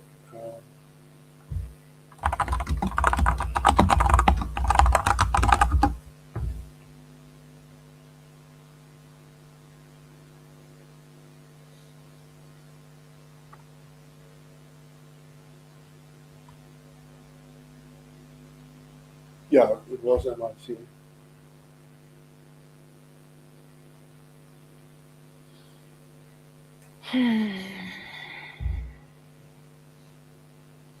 So do you think democracy, so when my country was founded, Psych, what do you know about my country in the founding? Was it Well, I know founded that on democracy? I know well, I mean, when I watch all the old movies of my founding, it was all men in the room making the decisions. yeah, I mean, we had founding fathers. I've never heard a story about any founding mothers. yeah. I Well, know there women was weren't the that involved. Declaration of Independence, and then there's the Constitution. Those are the two founding documents. Yeah, And then yeah. there was also the, oh my word, this is embarrassing. I've forgotten what it was called, but the Federalist Papers, which was the debate that happened, I think, after the Declaration of Independence. There was, before the Constitution was written, there were the Federalist Papers, which was the official account that I think was taken by. Now I can't remember who it was now. I just know that there was a mistake in the Federalist Papers, and I don't mean a mistake in the recording of it. I mean in the intellectual exchange. There was someone who tried to ask a question about a certain form of government, but when they finally got the answer to that question, it was already too late. They had sort of moved on from there. But I know this is a very esoteric kind of issue, Yeah. but it goes into my whole rule of law thing. But I don't know. We have rule of the retards in my country. Well, the problem is, if you're going to have a democracy, you're always going to have some level of mediocrity that you're going to have to contend with. You have to build a structure that's capable of withstanding mediocrity. I do think, though, that like America, fundamentally, I mean, if you think of it as a machine, like a democratic machine, the reason why it functions is because of demography, because of the geography and the demographics. And because of how it's divided up over all these different territories, you have to have an ideology that works for the majority of the population. So it's very hard to do that. So it's very hard to get political traction because you have a lot of varied people with a lot of varied interests. You know, you've got, I mean, this is what caused the Civil War, is because, you know, half the economies of the South required slaves, and in the North, it was better for their economies not to have slaves, was to have consumers.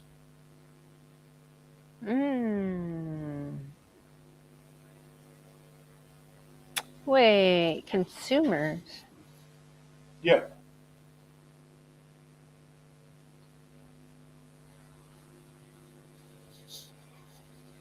Like once you started getting machinery that did the back-breaking work of human muscles replaced by machines, Yeah. then at that point you just kind of want to mass produce things in industrial type facilities, and you want to sell those goods. So you want to have a bigger consumer base. Yeah. I mean, slavery,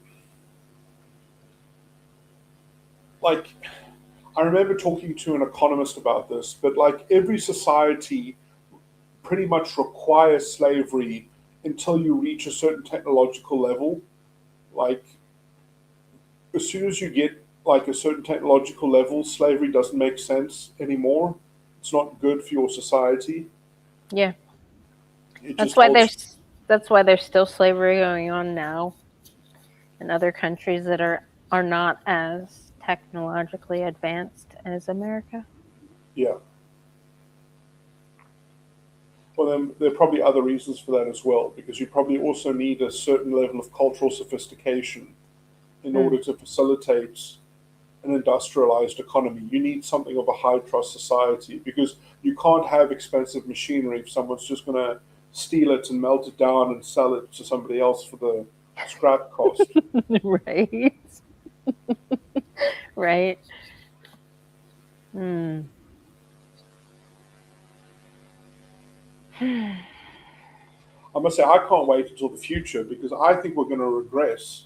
Because just imagine, as soon as you start getting robots that are functionally autonomous, Yep. I mean, think how easy it's going to be to make like a robot android with Yeah. scrubbed down parts that goes to kill someone. I Yeah. think we're going to turn into the Wild West. It's going to be like steampunk in Yeah. the Wild West. We're going to have all these robots running around murdering people. Yeah. People are going to have to sort of have a mini arms race. I think it's going to be a lot worse than people imagine.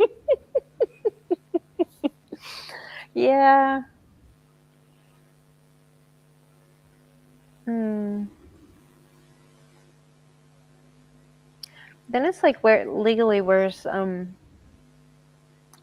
accountability on that? Is it the company that manufactured the robot? Is it the person that hacked it and reprogrammed it? How are you going to prove that? I mean, are they going to resort to old school tactics of like fingerprinting? Like, oh, whose robot is this?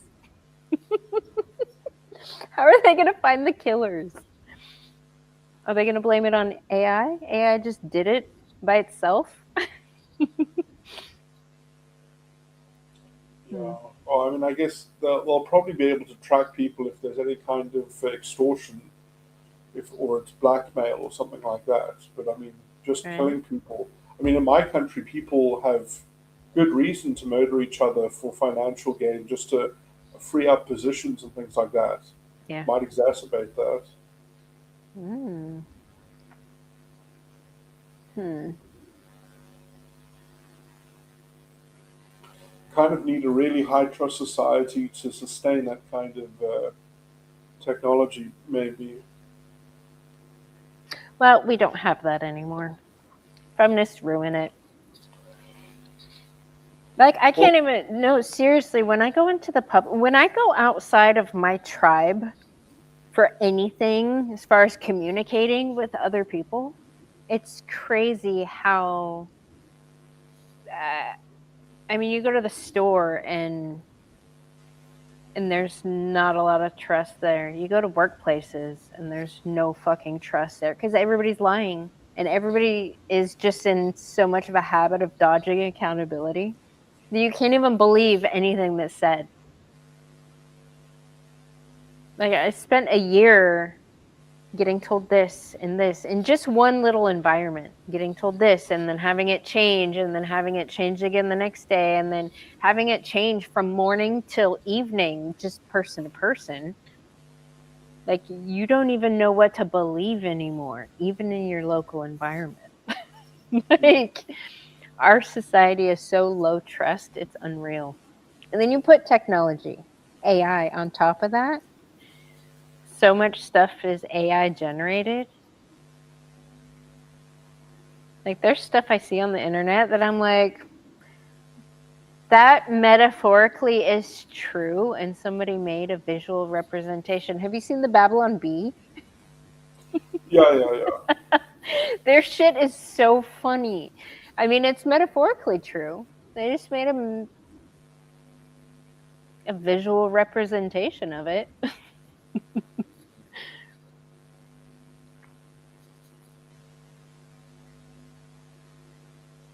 Yep.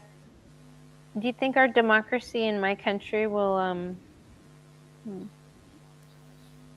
because whatever goes on in my country is going to happen in your country, right? Eventually.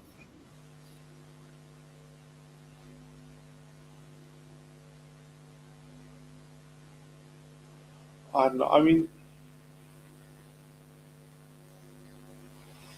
the biggest thing that's sort of the real curse of my country is just the moral collapse of the ANC. Because it's one thing for it to be like economically, fiscally imprudent and corrupt, but it's another thing for the whole, because I mean, the ANC was really the herald of non-racialism. You know, the ANC used to believe in non-racialism, and that has just like, without choreographing that, without narrating what's going on that issue, it's just reversed position on that. You know, it's become ethno-nationalist. When did the ANC believe in non-racialism?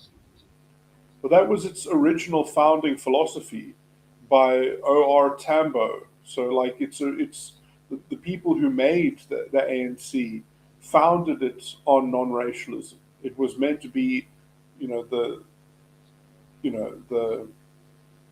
that was the moral standard of the party. That was how they were arguing for there to be universal adult suffrage in the country.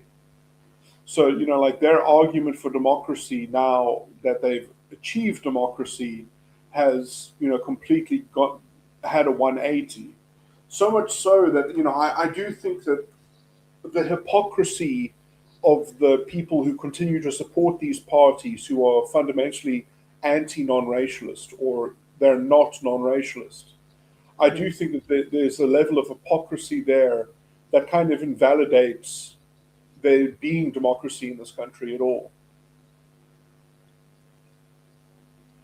I mean, we're not in good moral standing. We have a moral vacuum at the center of politics, and no one is talking about it. Like, this is a constitutional crisis, it's a cultural crisis, and like no one addresses it. Like, not even the DA will talk about it. Sorry, Emmanuel wants to ask you about the future and the latest polls showing that the ANC will likely be out most major metros in the country, out of the most major metros. Yeah, I mean, I wish I could take more comfort in that, but the problem is just that there's so many other parties that are effectively not non-racialist as well, who are absorbing a lot of that support that's being redirected towards them. So the MK is one of those parties that has no morality. It has absolutely no moral compass whatsoever. It exists essentially to troll the minority in this country by continually stealing tax money and then wanting the private sector to pay yet again for another round of land restitution, you know, which has already been bought and paid for twice, but the money stolen twice by politicians. There's no talk about reclaiming that money. It would be very easy to get that money back if we got a new government with the help of the Americans, because we're on the SWIFT system. So if we use the American connections, they can get all this money back. They can really refund the state. But that's only going to happen if there's a completely new government at some point. But the numbers don't look encouraging. Would that require looting the people who stole it? No. Where's that money coming from? Where'd it go? No, well, it's gone to Dubai. It's left the country. You know, it's sort of, but it's still capable of being recaptured. You know, it's capable of being revenued.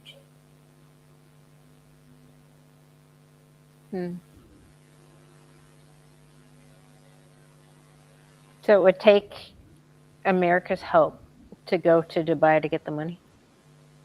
No, you can do it from America because America controls the SWIFT system. So, like all interaction, all what are they called? Transactions happen on the America's ledger. So, like, you know, it's just a sequence of transactions, and so you can just follow the money. You can literally just follow the money, and you can take the money back.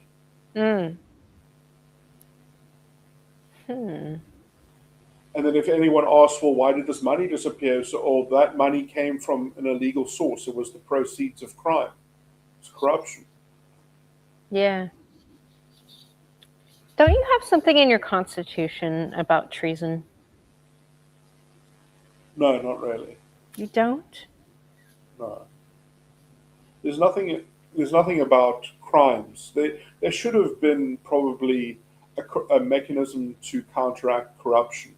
If there was a more private, a way that private citizens could come forward and instigate challenges to corrupt government officials, if there was a constitutional program or process, that probably would be helpful. But I don't know. To me, it's just I don't know. It's just disgusting because we have all of these institutions. I mean, by the way, the South African Human Rights Commission is basically the Gestapo. I mean, like it shouldn't exist. It tries to make itself the High Court of Parliament, Right. which is something that we had before. With the apartheid government tried to make a High Court of Parliament, and it was thrown out. But like, you know, we've got all these strange things. We've got the public protector, and all she can do is like talk about, you know, Wait, race she? grievance. She? Why is a protector a she? She's aren't protectors. Well, we've had some good female public protectors in the past. To yeah? be honest. Yeah. Like female cops are good too. Some of them. Well, I mean, this is a lawyer's post anyway. I mean, the person who becomes a public protector should be probably very familiar with the legal process. I know and once you start getting these political blowhards that just talk about, I don't know, they just talk about their strange pet ideologies. Yes. It's a dangerous pulpit that was perhaps created. But I mean, the public protector, you know, the office of the public protector has just been so badly abused. Everything is a farce of itself. It's just disgusting. Yeah. I feel like that's every position that men used to occupy and do well. You see, I was going to make a recording about how I still think that the American system is inferior to the South African system. I know, your constitution's perfect. Yeah, no, well, it's not just that. It's just that our constitutional crisis, like, imagine if we had swapped constitutions, Yeah. you would actually have a leg to stand on. Like, the politicians that actually want to get the stuff out of the institutions, they would have the ammunition to do it. They would have Where? Sorry? Where in your constitution says that? No, well, I mean, you have, you basically have morality formulations all over the Constitution, and you would be able to use those as loyalty tests, because you have to remember, like, right at the start, before any of this started happening, when our universities got poisoned with this stuff first, there were people who took the institute, they took their university to court and said, this is unconstitutional. You cannot teach this shit. It's unconstitutional. And the judge ended up saying, no, but according to the Constitution, there is such a thing as academic freedom and academic independence. And that judge betrayed the entire system when he did that, because he basically said, we don't have a supreme constitution. Academics are allowed to say whatever the fuck they want to say. Yeah. It was not the right answer. And so they're using the First Amendment here as that. They tried to wave the academic freedom flag, and they were like, no. And now they're like trying again with the First Amendment right to say whatever the fuck they want in we a also classroom. have freedom of expression. I mean, we also have freedom of expression, which Yeah. I would argue is actually a stronger right in our legal system. I mean, never mind what actually happens, but because, you know, there's no justice in my country. The justice system has completely collapsed in my country, but that's because, you know, we're a kind of banana republic at this point. But anyway, but in terms of structure, Yeah. I would argue that we have a stronger freedom of expression in my country because, for example, if a private corporation in your country wants to sue you for defamation, if you use your freedom of expression, you have no protection, because your protection is only against the state. It's not against other private individuals. And also, corporations are treated essentially as citizens in your country under your law. Corporations, Really? yes, they count as individuals, or they count as citizens essentially, and they have the same protection. Now, in my country, that's not the case. In my country, corporations are treated according to their nature, according to the people that they represent, essentially, and they will only have rights if they are a reflection of the rights of the real individuals behind the corporate veil. So you'll kind of look behind the corporate veil a little bit and you'll say, is it right that this corporation exercises freedom of expression? Or is this just, no, this is a bank. Banks don't get freedom of expression. Go fuck yourself. You don't get to unbank people. So you see, in my country, we have natural protections against being unbanked. In your system, it's illegal for the government to interfere with the bank unbanking someone. That's the perversity of the American system. If you'll beg my, So that's the kind of distinction. So I would say that our legal system is much more thoroughly developed, and all of the problems are solved by the limitations clause, essentially. Because you will get a point at which two people's rights will rub up against each other, and one will have to give way to the other one. Yeah. And then you use limitations for that. Yeah. What about quasi-governmental hybrids? Are those in my country like if it's a quasi-governmental hybrid, isn't it still a hybrid and still have to follow, like, say, Trump's executive orders that they mandate for all, like, say it's a DEI thing. If you have a quasi... I don't know. I mean, that kind of very particular issue is, that goes beyond my knowledge. Okay. That's interesting, the independent.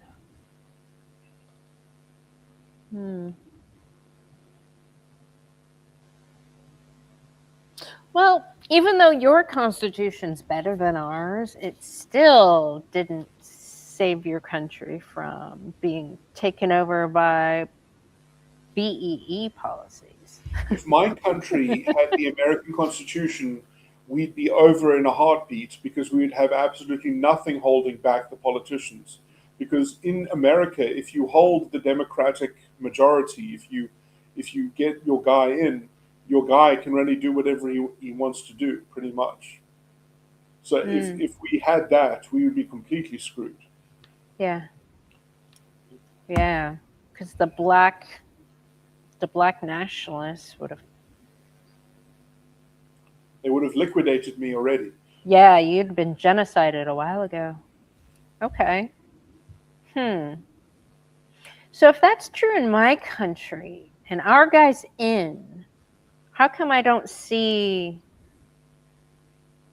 Maybe I'm just not being patient enough, but when the guy that's currently in is like, hey, no more DEI, and people are still doing it in my country. If you want someone to fix it in America, you need Ted Cruz. Yeah. Just invite him over and be like, hey, Ted, look at all the DEI shit going on. Am I thinking of the right person? Let me just double check. I mean, he's here in Texas. Oh, no, I don't mean Ted Cruz. Who? I mean the guy. Who's the governor of Florida? Fuck, DeSantis? Yes. No, he's a feminist puppet. I don't buy it. If you want to solve the problem, because you see, the reason why you're not seeing progress that you want to see in these fields is because you need a white knight that knows how the legislation affects stuff on the ground, and you need someone to go in there and chop it all up and to chop it the right way and to make it still seamlessly function, but with the right morality in it. And Ron DeSantis, he has done it in Florida. He has experience doing it. He knows how to do it. So he will change the federal structure. Like, he will be a really good, or I mean, you need the Senate and you need the House to do it. But if he gets the Senate and he gets the House and he's the president, he would fix DEI in America, locally. Trump is fighting too many battles on too many fronts. I don't think DeSantis would, because his wife is a supporter of it, I think. I mean, he sounds like a feminist puppet. I mean, as soon as Tate was like coming into town, he's like, no Tate. Like, I don't know, but I mean, if you look at how Florida functions, I think isn't it pretty much the best functioning state in terms of rooting out all of this stuff? no, because the entity that I see is in their state too. And I actually, you know what? I will hold off on saying that, because I have yet to meet people from my tribe in the Florida sector. So I will be looking for some of those this coming week, because I'm going to a place where all the places convene. So I will be able to see I think you should probably ask them. You should ask if DeSantis has found a way to influence what's going on there. Yeah, I will. I will seek out Florida folks specifically. Yeah. Yeah. Okay.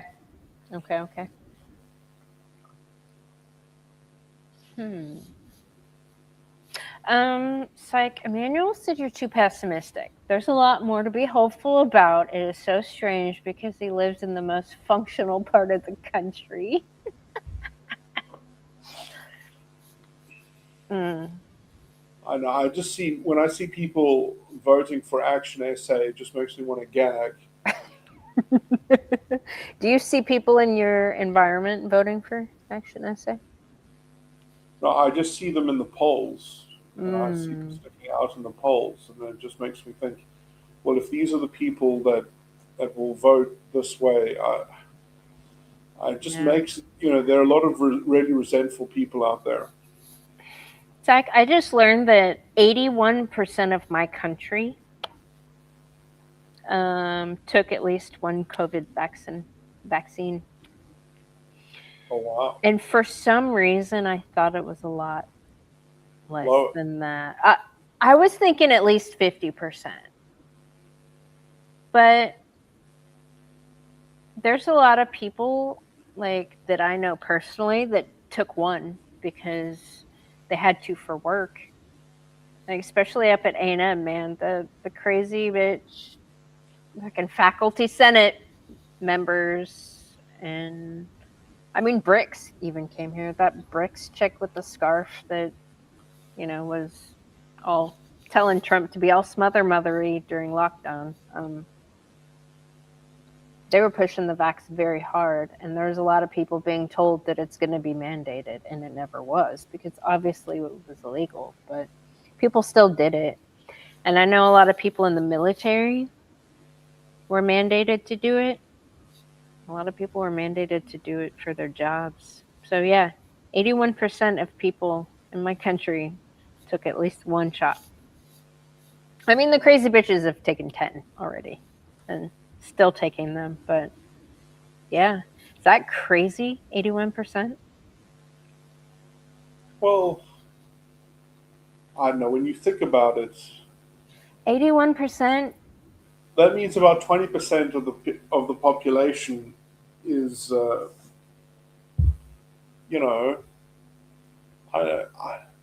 that sounds about right. 81% of my country are cowards, psych. Maybe I expected more from my people. Like, that was mind-blowing to me to learn that number. I thought it was less than that.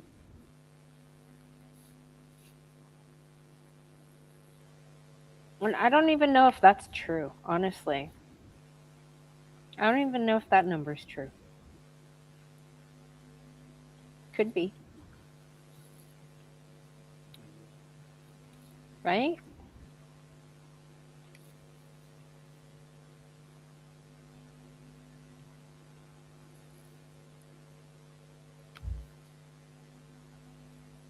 I don't know.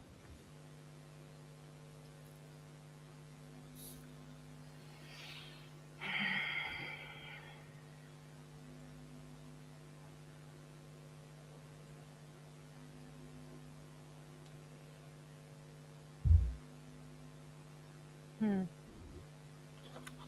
So you really don't like Ron DeSantis? Dude, when I saw his reaction to hearing the Tates were coming to Florida, he literally got on the podium and puppeted a bunch of fucking feminist propaganda and hate speech towards men. Like, he was the biggest feminist puppet that I've seen him ever be in public. I'm not that familiar with the Tate's message because it's not very intellectual, so I don't really listen to them. But I mean, is it not true that they're kind of creeps? Because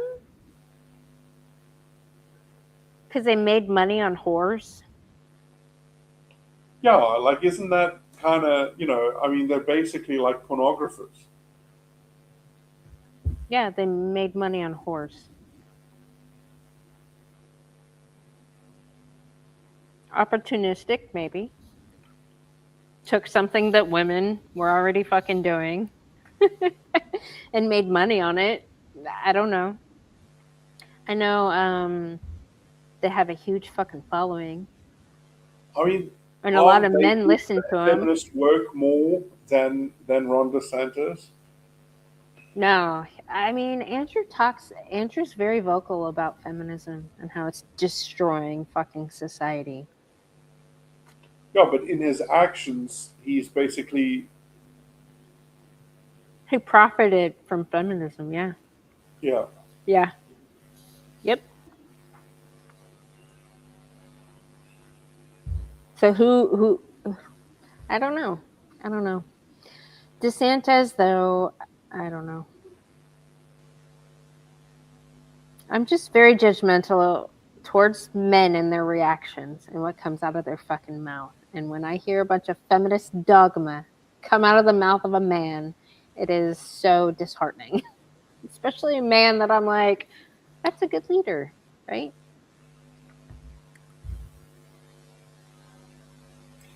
I know Ron DeSantis was one of the first people that was against DEI and woke. Mm-hmm. And he's worked hard at getting it out of Florida and immunizing the institutions of Florida against it. So, okay. Well, I will see, and I will ask Floridians at this upcoming event I'm going to. I'll see what their places are like. Because I believe that this institution that I'm talking about, that's in every fucking state, is so infected with DEI. And it's costing the company so much money. Psych. And so, I don't know. We'll see. I'll ask Floridians. Hopefully I can find a Floridian that's from a place that's like mine.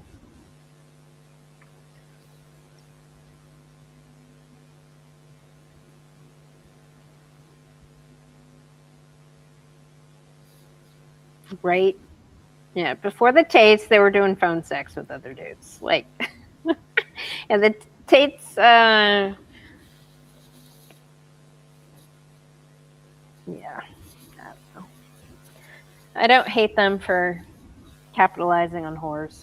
So they call it sex trafficking, and I'm like, I actually had a conversation recently with a good friend of mine that's been doing some work with kids. and it's like a group home type of thing. I guess it's privately funded or whatever. But there's this minor that, because the failed parent, obviously, a child wouldn't need to go to one of these places if their parents weren't fucking pieces of shit. But they were dealing with some sex trafficking stuff with the minor, the child. And it was the mother who put that kid in that position because she was also prostituting herself. So a lot of times when people talk about these kids that are getting sex trafficked, I don't know a single child that came from a good home that's been sex trafficked. So I put the blame on that fucking parent first and foremost.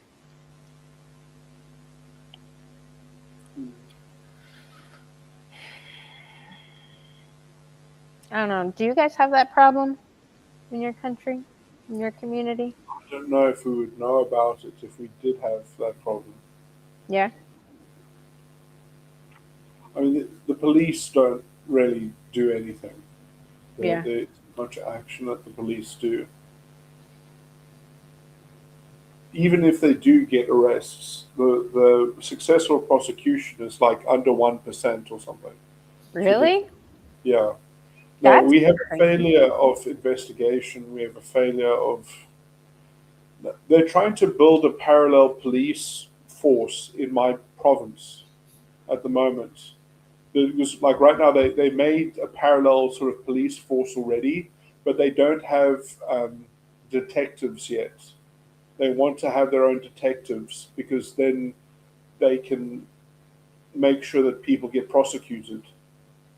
But I do think that this kind of systemic failure is on purpose to some extent to try and make my province look bad, because it's disgusting. Like there is no provincial policing, generally speaking. You're not allowed to have your own police force as a province. It's just one national police force, and then they say, oh, like the political party that governs my province is a bad political party because of the crime rate, when the crime rate is a reflection of the national police force. It's politically insane. I don't know like how people get away with this kind of propaganda. Right. It even happened in the Oval Office when all my people, when all the South African people came to visit Trump, I know. and the one guy was like, crazy. yeah, and the one guy was like, you know, oh, why is the crime so bad in your province? Yeah. And it's like, why is that relevant to our political party? We are governed by the national police force. We can't do anything about them. But no one said that. So it's just surreal. Yeah. So I don't know, the kind of sabotage. I don't know, it's just really nasty.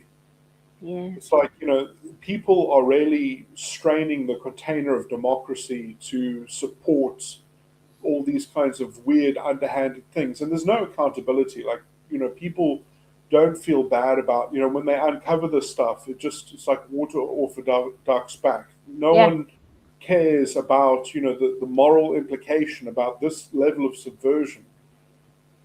I mean, this is the stuff that just depresses me. It's like, Well, it takes people to stand up and be like, okay, let's hold you accountable. I think a lot of people give up because they don't well, the want all the problem is, consequences or the pushback or all the things. no, but I mean, at some point, you really have to just level more anger and blame at the electorate itself, because it's the electorate that keeps on putting these failing people back in power. And I mean, although supposedly they're getting kicked out this time around, I'm afraid a lot of them are going to get replaced by just MK. That's Jacob Zuma's party, you know, and Jacob Zuma, supposedly he's like one of the most popular politicians in the country, even though during his presidency is when our country, you know, completely collapsed, essentially. Yeah. So it's weird how little accountability there is. Everywhere. Everywhere. In every leadership position, I see fucking everywhere. These people are professional accountability dodgers. Why is that? They're really good at it.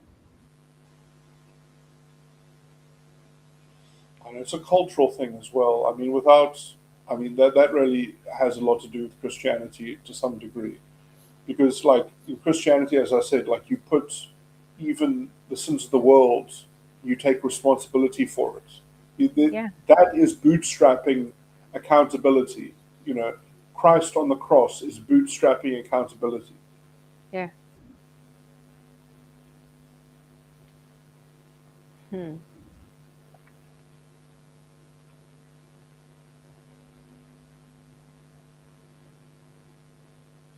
So how do we spread Christ's message, like, and ignite Christ's consciousness within others? I don't know if proselytization is really the. It's weird because it's not really appropriate in a secular space or something like that, but Right. it is appropriate when other people are kind of, because I do think that wokeness or DEI is this kind of democratic nominalism turned into a religion, and I don't know how to see if people are going to allow that in society. You do need to be able to be a nominal Christian somehow. You need to be publicly. You need to be able to be a nominal Christian instead. But personal responsibility. I mean, I do think that there does. I think that is probably the biggest anchor to stop you from being messed around by these people, because as soon as you start applying the standards, the moral standard of personal responsibility, it just cuts against all of their arguments. It cuts against the functioning of their whole moral logic. It completely breaks down and dissolves when confronted by personal responsibility. It does. But how to make leadership take responsibility? Well, I mean, leadership, just like everything, just like any employee, you have a job description, and there must be some element of their job description that they're probably not fulfilling, or that needs to be articulated. Yeah. So I mean, well, that you see, I'm talking a little bit beyond my knowledge. I don't know how it's supposed to work in your country, but in my country, labor law all functions from the job description. Yeah. Because that's if you're not fulfilling your obligation to your employer, Yeah. it's because there's something in your job description that you're not doing. Otherwise, it's not your fault because it doesn't fall in your job description. So it's not your obligation or responsibility. So I mean, if you want to locate, the bundle of accountability, Yeah. you need to have a viable job description and management should have elements of the job description that have to do with managing. Yeah. No, they're in books, they're in policies, they're written. What's crazy is leadership doesn't even know what it is. They don't even know what their job description entails. Or they do know, but they just do whatever in the fuck they want anyway, which is crazy to me. Well, I know maybe they need to be. I mean, I'm completely speculating here, but maybe their job descriptions need to have more elucidated priorities where some things are weighed more heavily than other things Yeah. in terms of if there are trade-offs to be made or something like that. Yeah.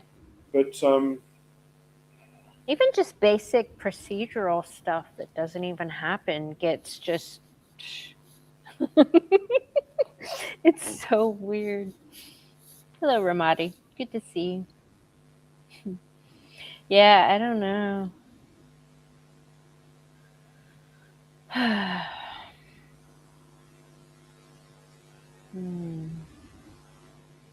All right. Yeah, I've been working on digging that kind of stuff up and being like, look, here's this piece of paper that says that you did this thing wrong and this is what you're actually supposed to be doing here. Trying to train the leaders into what their job actually is. It's crazy how, and going back to what you said about the internet, I think the internet has a lot to do with a lot of the dysfunction, because all these incompetent people are so attached to their social media and their phone, and they're always like on it. I wonder if that,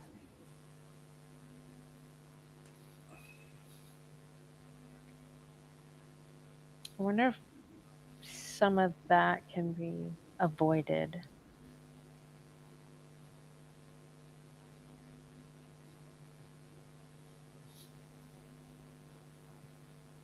I've been seeing that there's schools here in America that make kids check their phones at the door. In my community, that became a thing. Like, kids are no longer allowed to have their phones on them while they're at school. Andrew Wilson, I remember, said something recently that he would, if he was king of America, he would ban smartphones for teenagers. Yeah. Yep. I don't think that's a bad, and adults. There should be zones where they're just not allowed.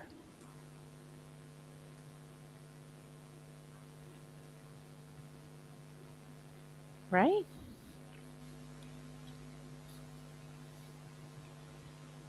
I don't know, but I'm sure culture will figure this stuff out at some point. Mm. I mean, so there's schools that already have adapted to it. Mm-hmm. Yeah, and actually, some of my friends' kids that have, like, went through that process. Like, at first, it was so weird, but they actually like it better. Yeah. Yeah. Like, it wasn't that hard of a change, or a hard of an adjustment. But I mean, I can't even imagine, like, if you're at school, how distracted your phone must make you all the time. Oh yeah. Yeah. I mean, I see adults that are so fucking distracted by their phone too, though.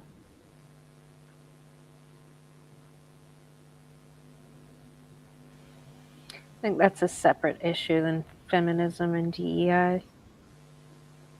It's just strange how a lot of the proponents of that type of stuff are also addicted to their phones. It's a little bit of a correlation there.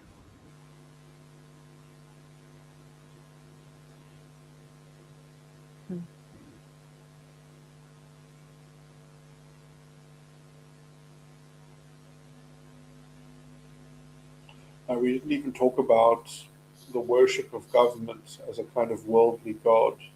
Yeah. What is this worship of government? Well, I mean, I do think that there is some idea that in the woke philosophy that we need justice, we need social justice in the here and now, and the thing that's going to guarantee that to people is the government. And so there's this kind of political project to get this kind of intervention in society, this, sort of hand that gets installed into all human interaction and mediates between people what it is that they deserve, so that everyone gets what they deserve. And that, I think, is a kind of worldly god. But that's a vision of a kind of worldly god. Mm.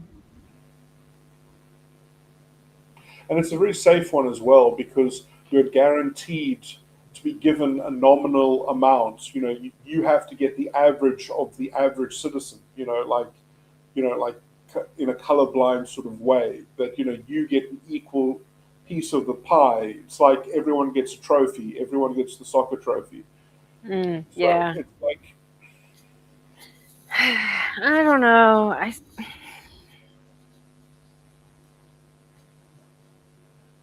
I wonder if there's an aspect of, because these people tie themselves to the government, and like where I grew up was so government dependent, and people were just so, like, I remember in high school, like, college wasn't a big thing people talked about. It was like, oh yeah, if you can get on that government welfare, you got it made. And shit, if you could get approved for a disability, you're set for life. Like, that was the dream. But, and then I would look at the people and how they would live, and how it's guaranteed income, but it was such a small amount compared to the earning potential of somebody. Like, these people are just okay with that set amount. I don't know. I think it takes a certain mentality to just be okay with that. They all drink. They all do kind of the same thing, and nothing really changes. Like, but still, that's somebody else's fucking money. That's taxpayer money. In my brain, it's like it's the same person that's okay with being paraded around as a token for DEI. It's that mentality, like, oh, I'll get this shit for free and I'll be okay with it. What is that psyche? Because morally, somebody already has to be corrupt enough to take that bait, right?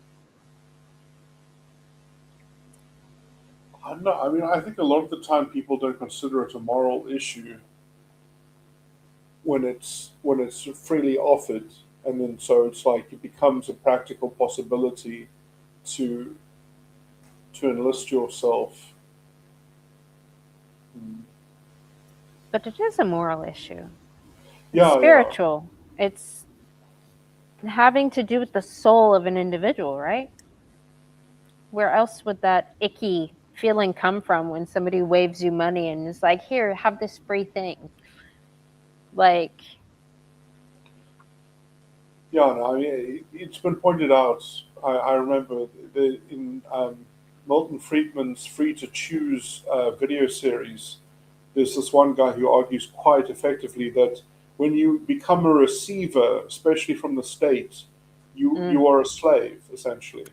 You are a slave. People don't understand that. But because something's going to be owed eventually, right? Nothing's ever really free. You're exchanging something for it. Yeah, and in this case, I guess you're exchanging all your potential. Yeah. But also somebody that it's a gamble what you exchange, because you don't know what you're going to be exchanging, right? Or do they know?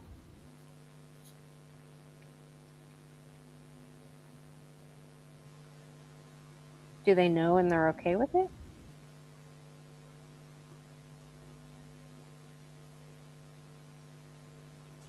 Because it changes. Everything that they give up keeps changing.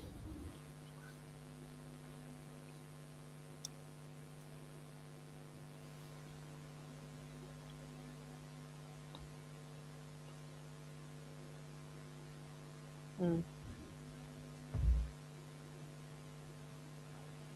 don't know. It's going to be interesting, though, because, I mean, what happens if human beings really do become obsolete? I'm not saying we're on the verge of that happening, right. But just hypothetically, I mean, we might all be in that position relative to the state at some point. And then what will be voting for communism?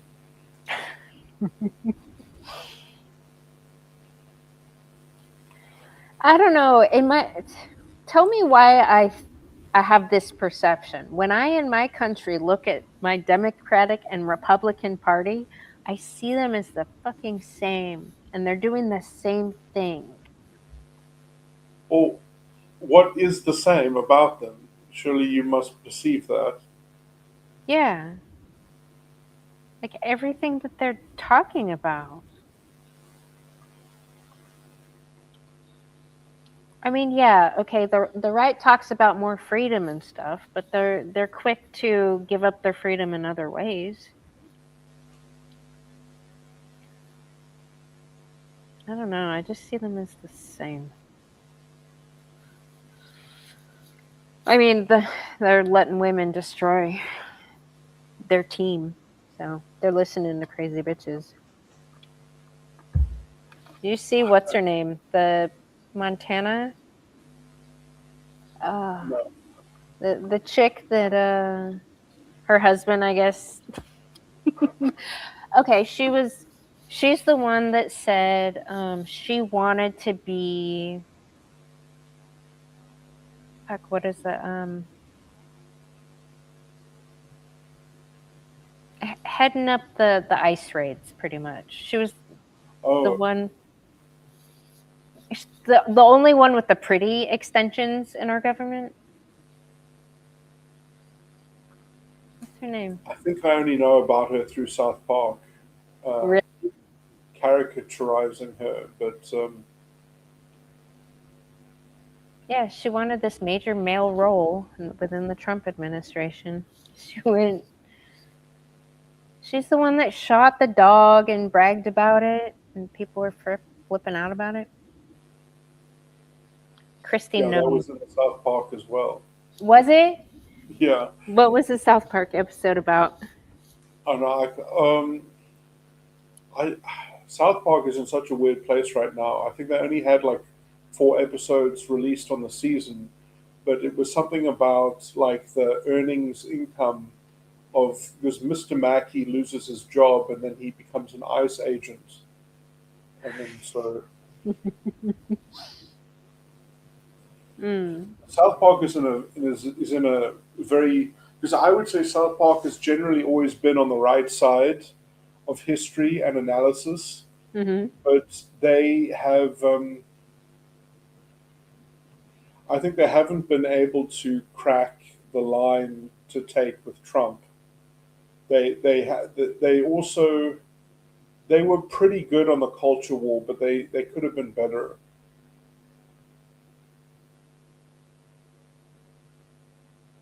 They weren't terrible on the culture war, but they weren't brilliant.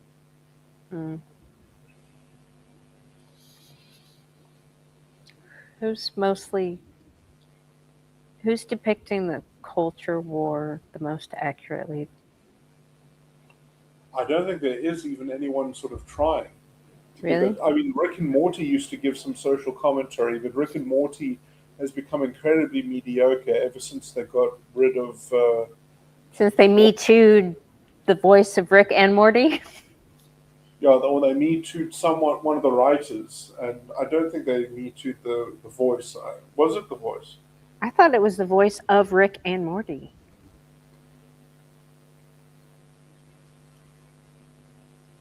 It was one of the writers that got Me Too'd. Oh. So the quality of the writing changed tremendously.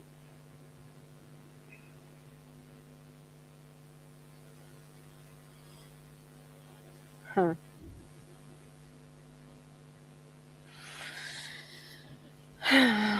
Well, I'm surprised how good Rick and Morty even was with how left the one writer is, the main writer.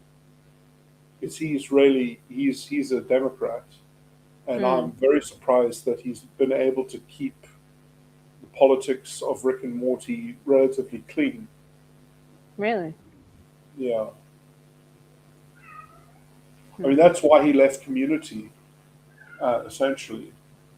The guy who wrote Rick and Morty was the main writer of Community. And then the only Community season to really criticize the culture war was season 4, which is the one that he left to not make. He already left Community. at that point.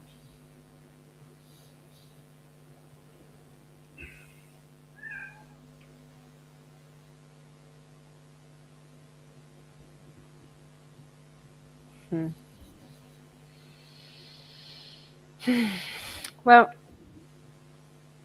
I'm about to go to a place where I get to ask lots of questions. Kind of already told you the direction I'm aiming at. I'm going to have the ability to ask a lot of people many questions if I'd like. And I might have the opportunity just to ask a question that everybody to everybody at the same time. And I had this idea to get on the mic and ask them what they're doing about the DEI mess. I don't know how to formulate this properly. About what their plans are on cleaning up the DEI mess that has infected this institution for the past 30 years. But then I got some feedback by many people in my community, and they were like, yeah, that might be divisive. And because the state level in Texas, I mean, it's predominantly conservative. So, but when I go to the national level where it's like all the states combined, I'm going to expect a different culture, I think, from like, say, the Californias and the New York people. I don't know. I'm interested. Hawaii, like all the states. Folks from all the states are going to be there. So I don't know. I'm still trying to figure out what kind of question I can ask everybody that comes. Or if I should just go and observe.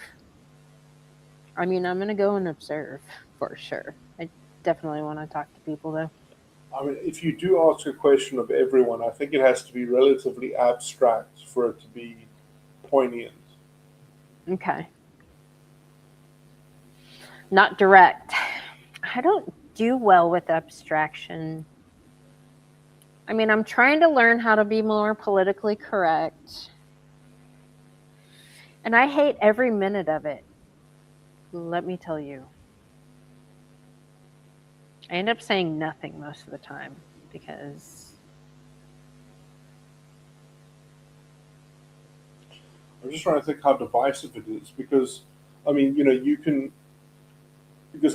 DEI was basically struck down by the Supreme Court, but then your opposition are people that basically believe in packing the Supreme Court.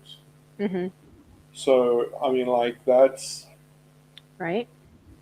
It's not a bad line to draw because then it draws out the other people as being essentially insurrectionists or people who want to fundamentally, sort of destabilize the structure of American politics. But yeah, I don't know how political you want to be. Yeah. Well, see, the thing is, I'm not political at all, I don't think. I've never been interested.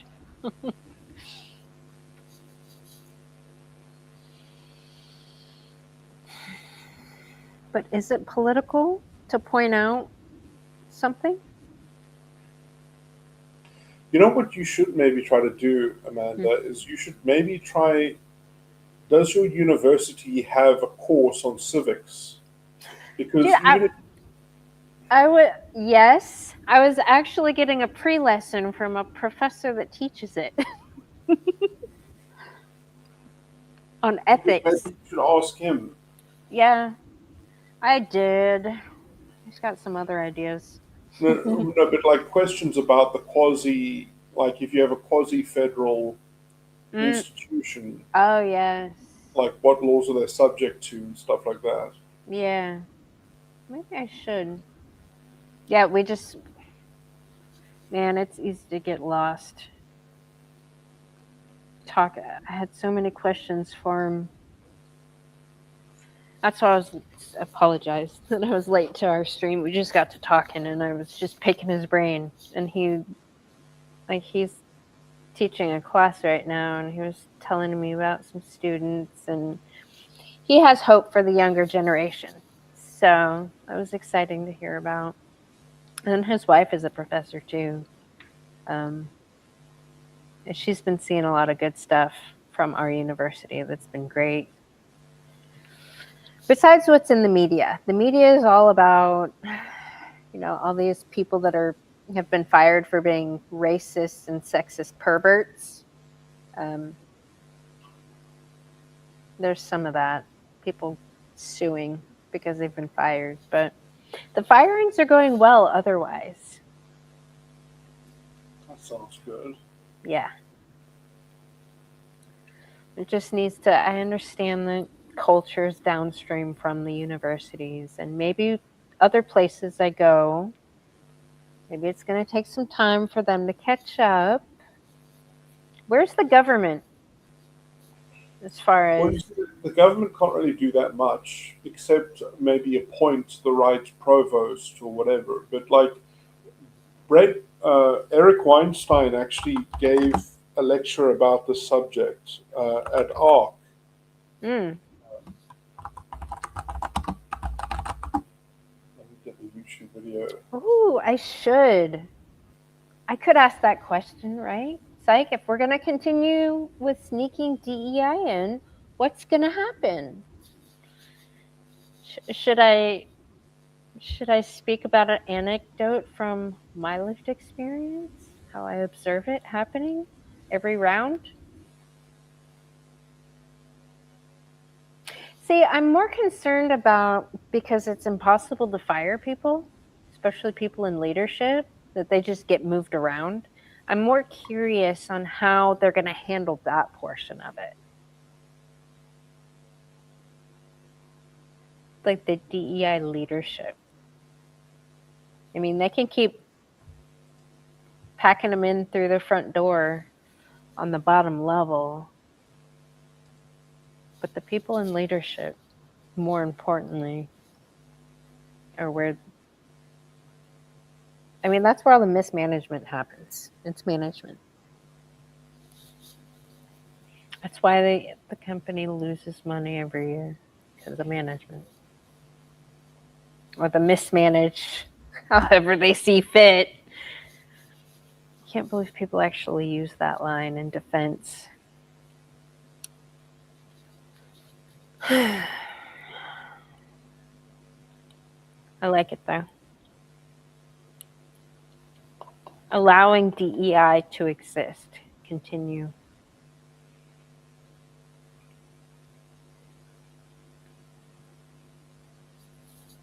So I do think the problem is culture to a large extent as well, because even if there is some kind of institutional push to finalize these things or migrate them out, there is so much cultural pressure in terms of acting against the program of DEI or something like that. Well, see, it's kind of one of these unspoken truths. So that's why I'm curious, in a room where there are people sitting in there that have been recipients, probably, of said policy, but the majority aren't.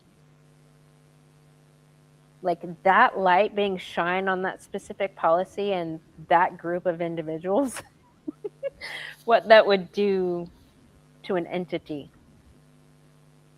and how that would like reverb throughout the whole thing, the whole system. Because word travels fucking fast in this ecosystem.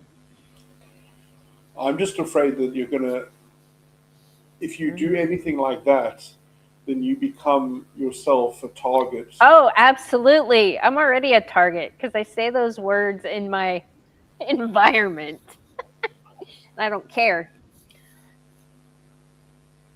Are we going to keep going to keep DEI under the radar. Oh, like that one chick.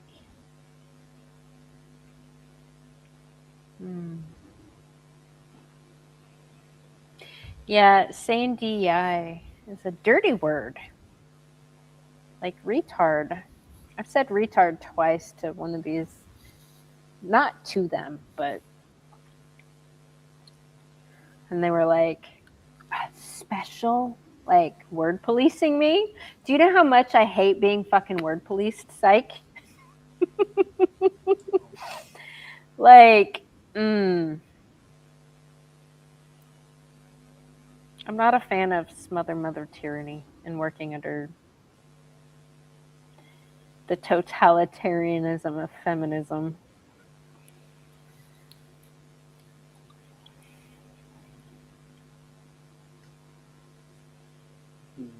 Oh, that would be a funny one. What is the new code name for DEI so we're all on the same page?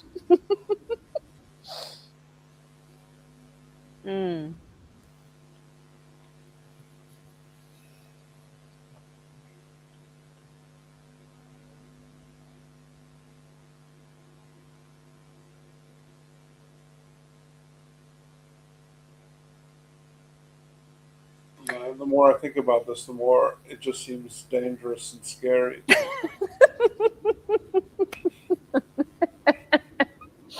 I know. Well, I have the privilege, dare I say, like white privilege, of being the majority in my country. So I don't have that same fear that you do.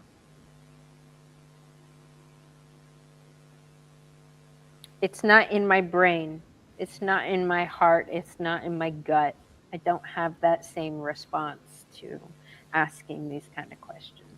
And it could be, I could be brain damaged because I don't fear a lot of stuff personally. So, but I think a big part of that is I'm a woman in my country. That's predominantly, we have a majority of white people. Plus, based on my experience, when I say such things around most people, they tend to agree. So it's only going to be a smaller number of people that are going to be upset. And yet again, they're the minority in my country.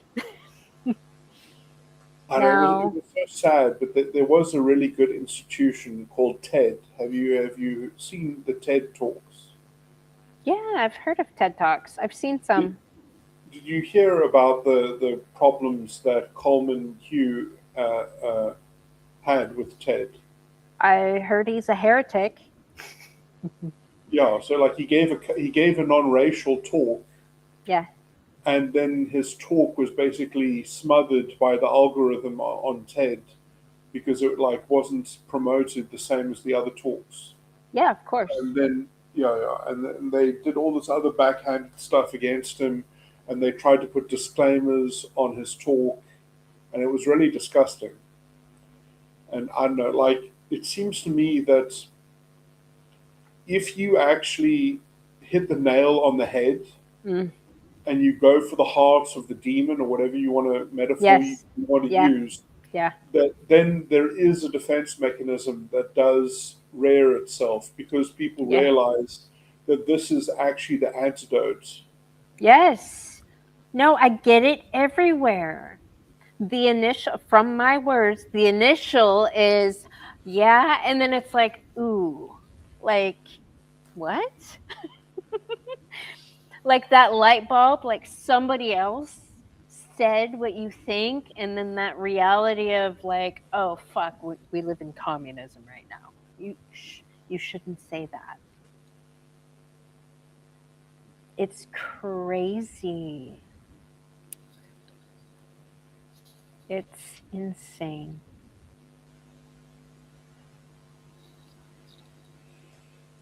I wonder if the stuff that we were talking about earlier to do with the state and how people have this expectation politically that the democratic political process will kind of sort of do the Christian prophecy at the end of days that, like every tear will be wiped away and everything, like will be handed out to people. I wonder if the government is doing this, if people have the same relationship to the institution that you belong to as their expectation, because it is almost like an arm of the state. Yes. Yep. So I'm afraid that you're cutting in on that kind of expectation as well, because the institution is being the nanny and being intervener for people, and sorting out their problems. Yeah.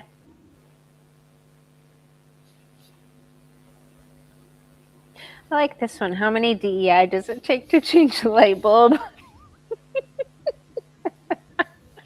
Billy wants me to get on the mic and do a comedy act.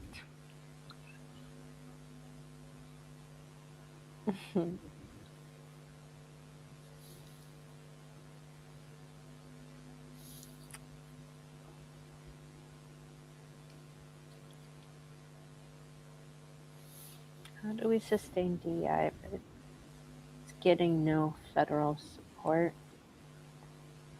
Well, it doesn't make a difference because there's no accountability anyway. You just right.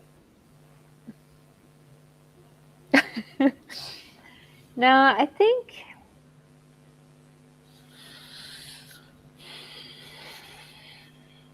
everything's already there. Everything's in the law. Everything's in every policy. It's just people keep being told that they shouldn't hold other people accountable for a list of reasons. So it's the people that aren't following through and doing their jobs correctly. But culturally, in certain environments, like A&M, like somebody tries to fire a DEI hire and they get bombarded by people that's like, oh, it's just like, you're going to open up a can of worms, you're going to make this legally, blah, blah, blah, blah, blah. Any reason. Like there's environments where it's like, oh, you don't want to do that because it's the single mother and she needs this job and blah, blah, blah. Like, or whatever excuses you're not holding somebody accountable for. They all make them to not do it. But everything's there. But they can. It's the social pressure not to.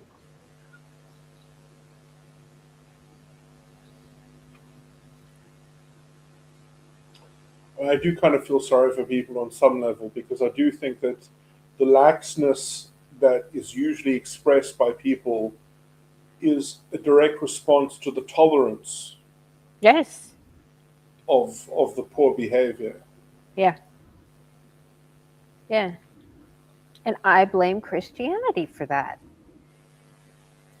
I don't know if that's real Christianity. Yeah. Just like, what do they say? Real Marxism, real communism. Oh, we haven't tried that. It's the same thing. I don't know. I saw a very disheartening story recently. There was an American church that turned their back on South African refugees that were in the community, and they were like rejecting them and called them racist. The South African refugees? Yeah. Were they white? Yeah. The fucking white killed. Yeah. Or I don't know which state it was exactly. I just saw the headline. It made me really depressed. Hold on. Church turns away South African refugees.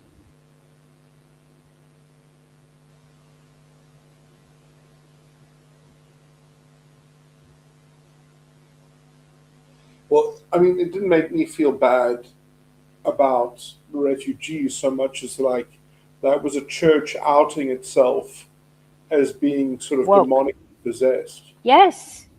Yeah.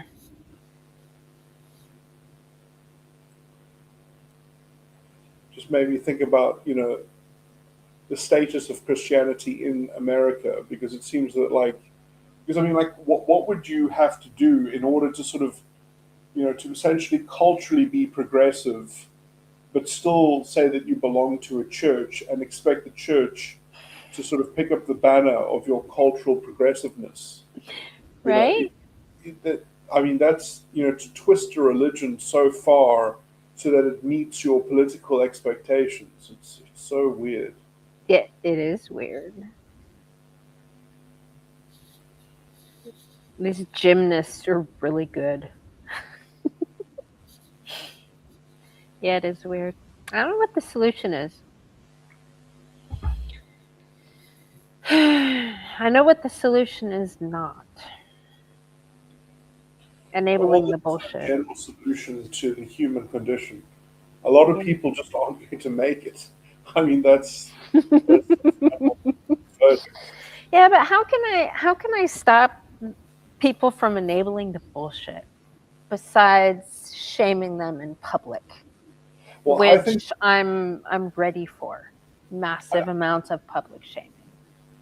I mean, there's something that people have taken their eyes off of, and I think that's education itself. Like, as a education departments need to be like examined with a fine-tooth comb, because it's the people with the worst ideas seem to congregate in education departments, Yeah.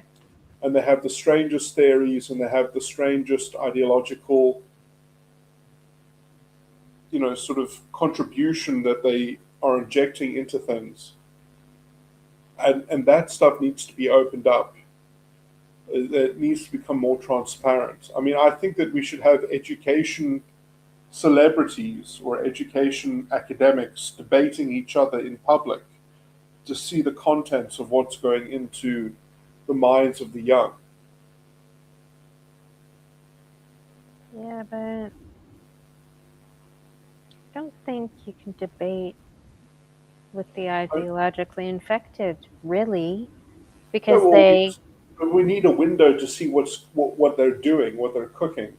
I mean, the alternative is to do what Trump did, which is just to abolish the departments.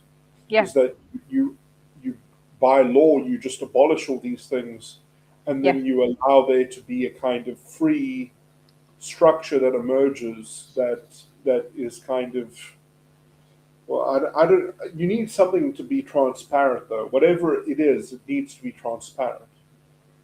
Mm. But I do think we need some kind of institutional buffer between the state and culture. And education is kind of one of those things that I think should fall on the cultural, on the private sphere of life, not so much the governmental state regulations side. I mean, wouldn't it be amazing if people just got vouchers and they could choose what school they went to, and all the schools had their own standard? Yeah, no, that's big. That is big in Texas. That's been a thing for a while, though. Like, we have so many different schools, so many different kinds of schools, alternatives to public school, and you can take your kid. I mean, they have private schools too, but they have a lot of different variety. Whatever you want your kid to focus on, or whatever is the best fit for them, or whatever you believe. They have like homeschool, Montessori combination. They have all kinds of fucking alternatives to public school. Like, yeah. No, Montessori is very interesting. Yeah. Yeah, I like the schools that you have to apply and do research and pass tests and stuff to even become a part of it. Ones that have very strict policy on behaviors. Like, Yeah. yeah.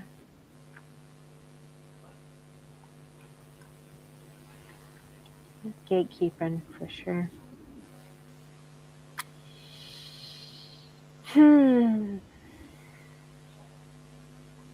So don't be direct with my question is what you're advising, Psych. Don't be myself in my questioning for the whole public. I need to be more, what are the magic spell words that will lift this curse off of my country? Please.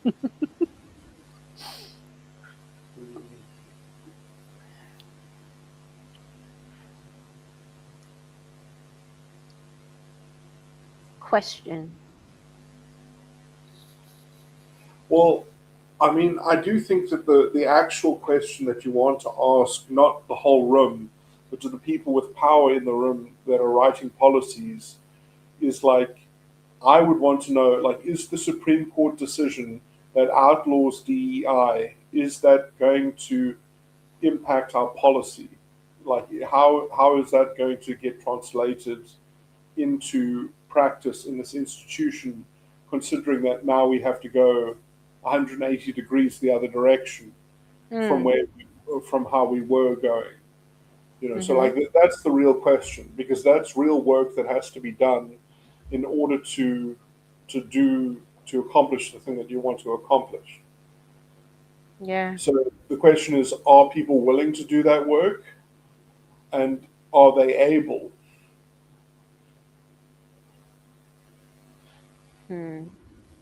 Because, I mean, they might be willing and not able because of the cultural constraints that they are surrounded by, or Yeah. they might not be able to coordinate. Because, I mean, that also does require some openness and coordination and some collective will. So, Yeah. you know, you have to establish the collective will. But, I mean, this is all stuff that's more easy to establish in sort of talking one-on-one and talking to these people. Yeah.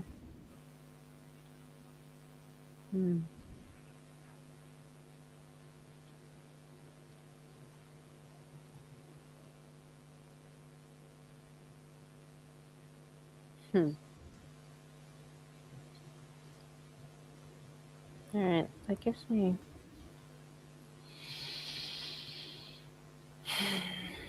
I mean, it all comes down to respecting that court decision and having it filter through into policy.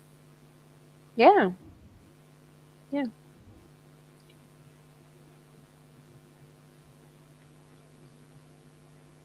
And this tribe's about the law.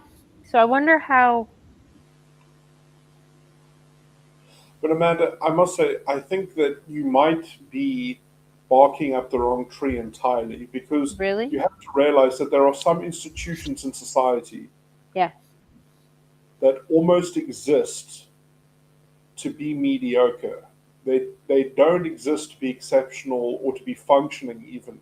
They exist just to absorb human attention and dole out a kind of meager existence that helps keep society afloat. It's just basically, I mean, it's another kind of unemployment line that exists, you know, as a way for, you know, like, you need to have lower rungs of society for some people to climb up through, you know. So it's like, and you do need a lower rung in society, and this is the state providing it. So it might be that, like, this will always be essentially, even if they don't have an official DEI policy, this is essentially a form of welfare. This kind of job is essentially a form of welfare.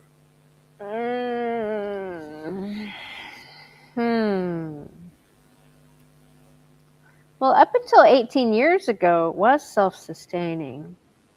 Ah. Back when it was, you know, Yeah. mostly men in charge. Now that, you know, the patriarchy has been smashed from within, it's not. You could also have an accountability clause. You could say, like, shouldn't we have, if this body is going to generate policy, which is an executive function, Mm-hmm. then shouldn't we share in the accountability for failing as an institution?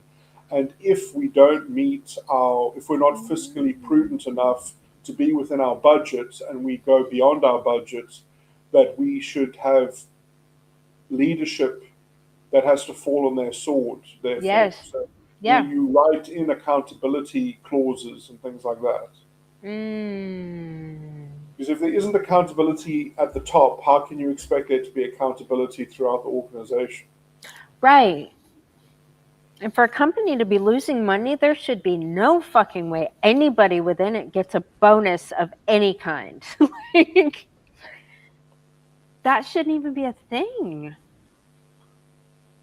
Well, at least not a bonus at the top. No.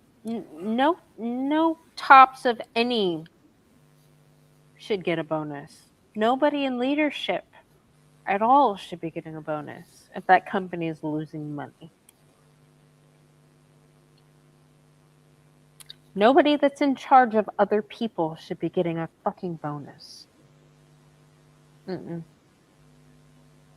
That's insane.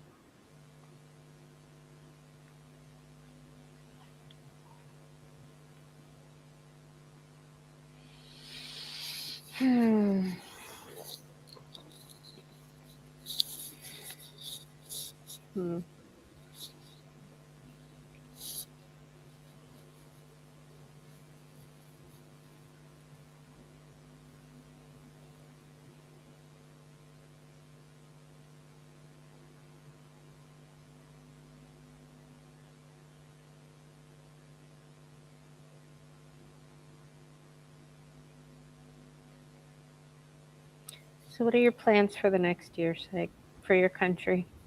Are you going to keep watching it? Well, there's nothing else I can do. I mean, I belong to my political party. I try to support them.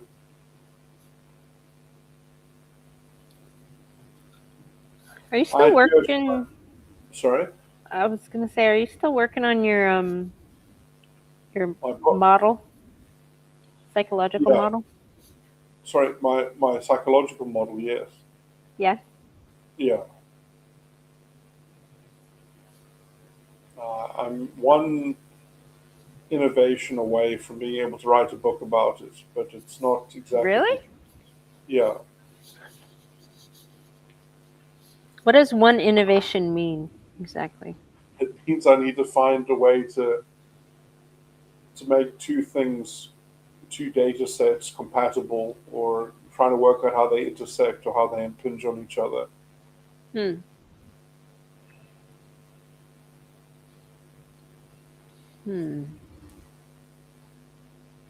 Like in a yin and yang fashion? Well, I mean, it's very complicated. I'm not sure how. I mean, it seems to me that like the actual contents of people's minds, if my theory is correct, people are very methodical in some sense. They're very stuck in a very singular kind of mode of, well, not a singular mode, but it's complicated, but it's within this very set bound of complexity. So people are they're like puzzle pieces, and they need other people that have the other puzzle pieces around them in order to be able to even think cogently, because they can't completely circulate all their thinking, because they only have some of the puzzle pieces of how things are able to articulate all together.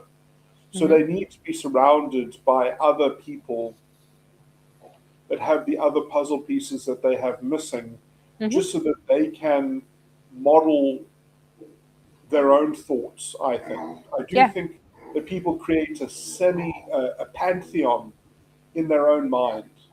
But actually working out, like I have the puzzle pieces, but what I don't have is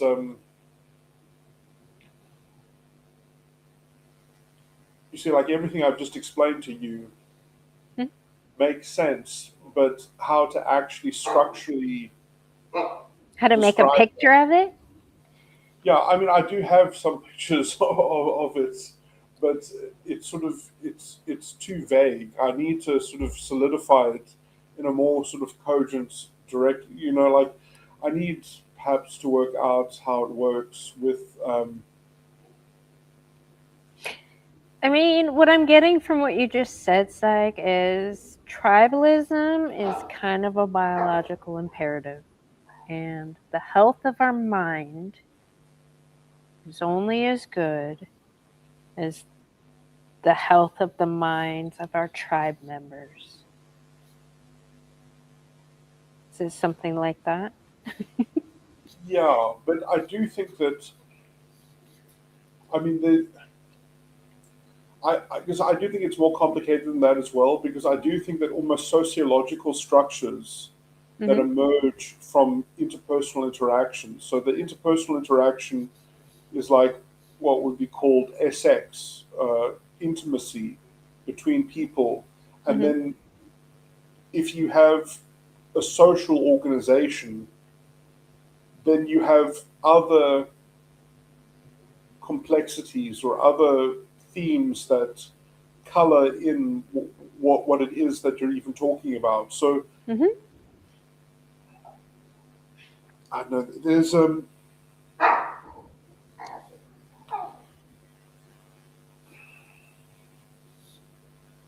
I do think that it's something like culture or society gives us our humanity to some degree, to a large extent. Like just the fact that we have in our culture and society, we have a justice system that exists, like instantiated in our mind. We can imagine a courtroom, we can imagine an advocate and a judge and, the opposing team or whatever. Like just how these things are structured and just that potential sociological structure, I think, gives a certain amount of weight to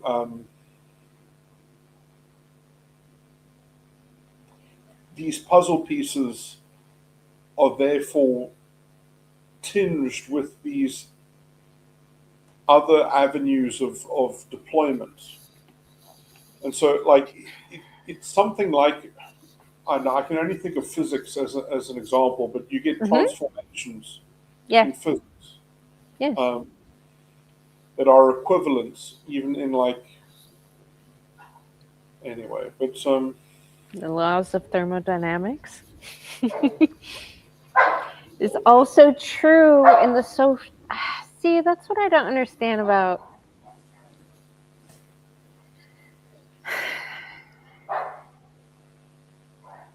the psychology field and how they treat people. Like, when did they become such a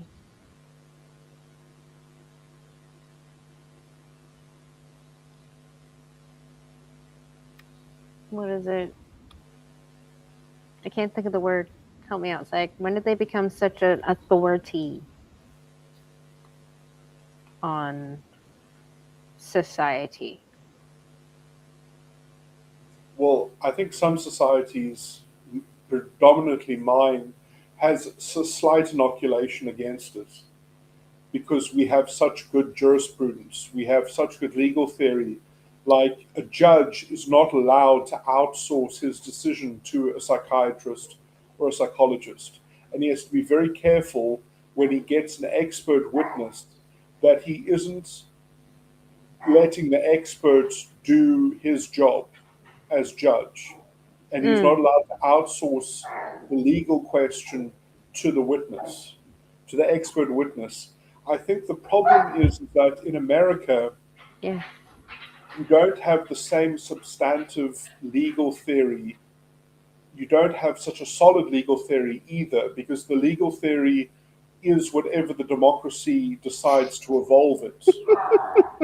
So because you have the rule of man that corrupts this little program here, you have a bit of an issue.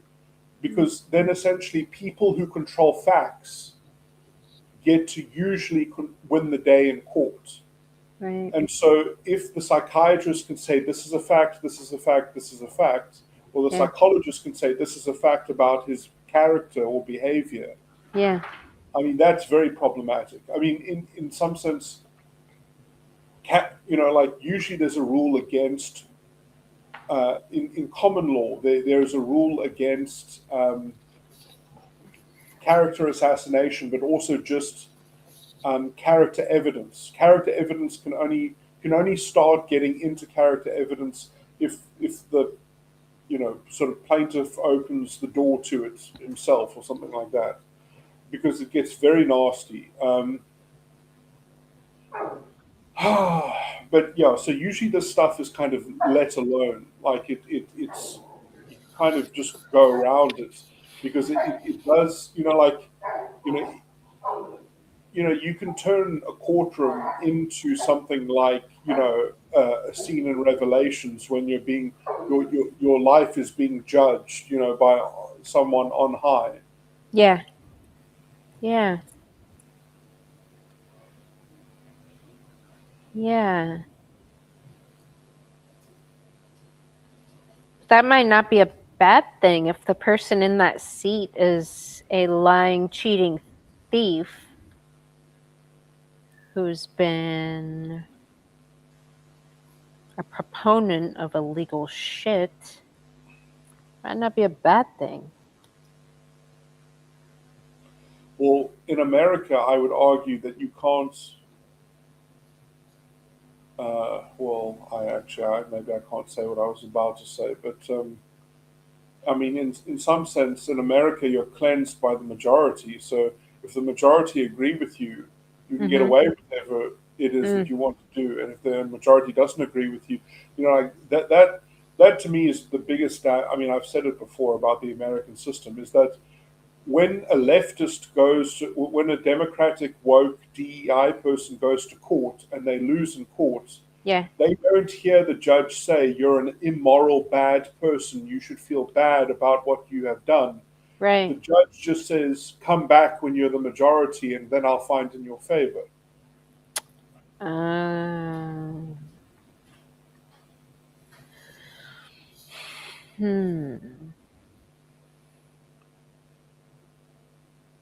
So it's that kind of wait. So you're saying the question I ask to the congregation, we'll just call it, should be based on the majority.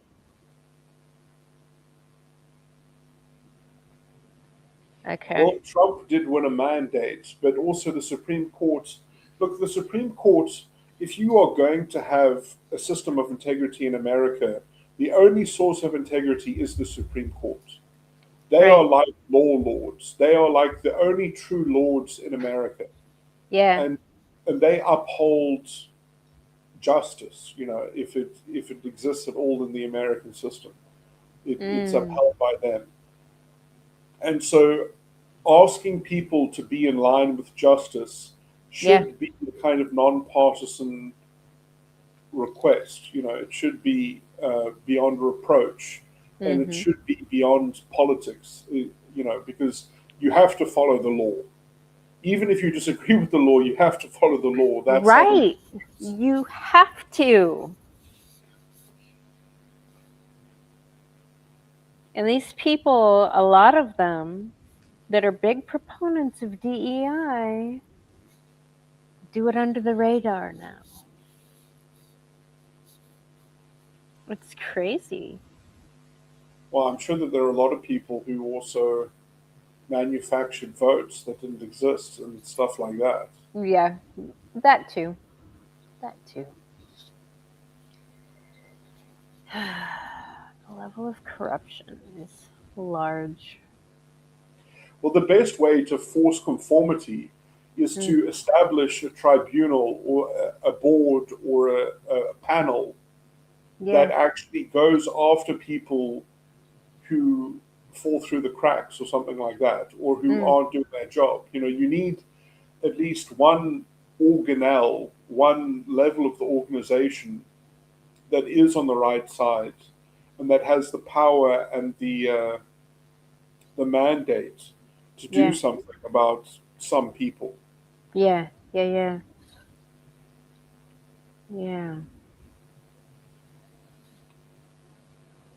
But if I was you, I would already start looking at accountability policy and some kind of something that can be targeted. Because I mean, often you can't get bureaucracies to respond to things unless you can quantify it in some metric.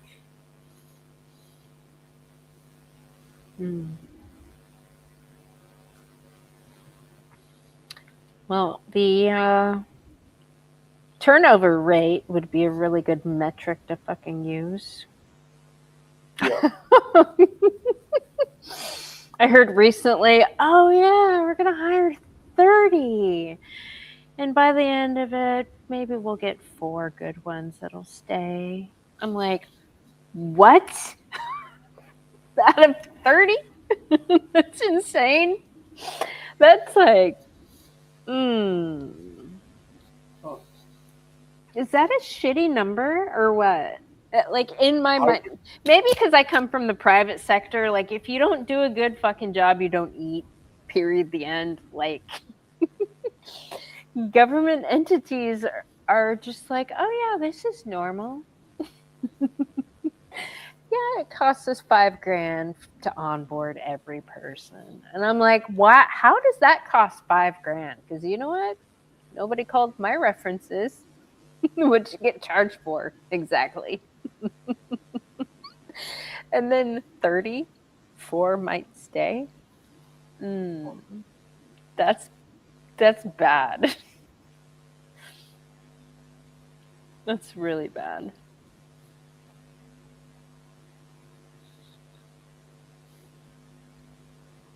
Yeah, there's a lot of. I just want to do a full audit, and maybe.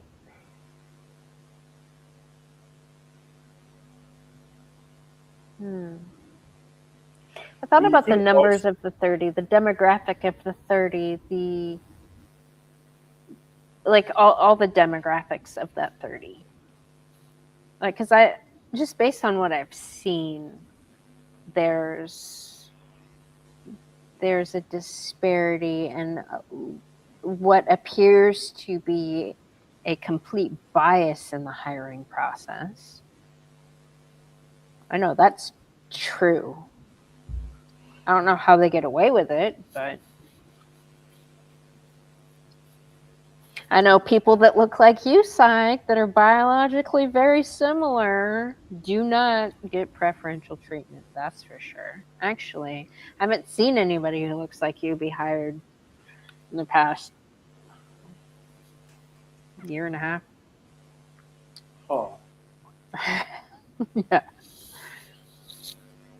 And people who look like you are the majority of people in my country, as far as men go. Is that crazy?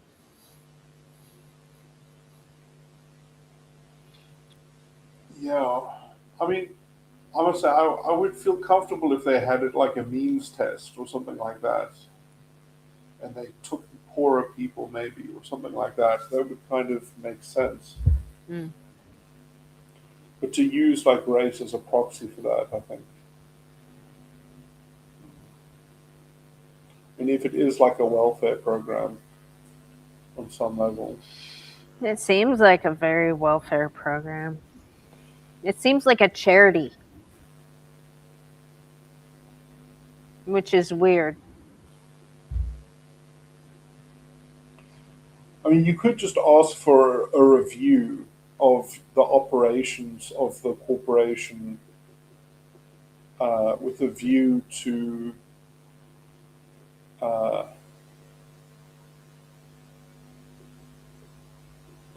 making sure that the operations of the corporation are in line with the ruling of the Supreme Court over DEI.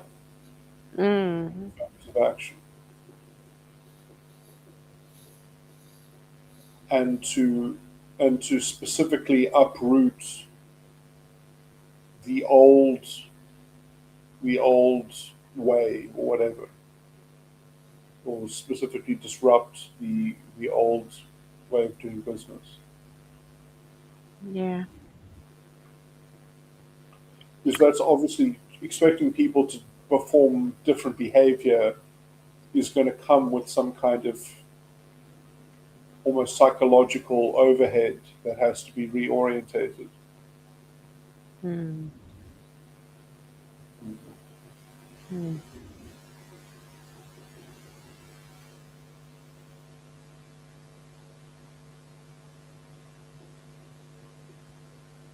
Hmm.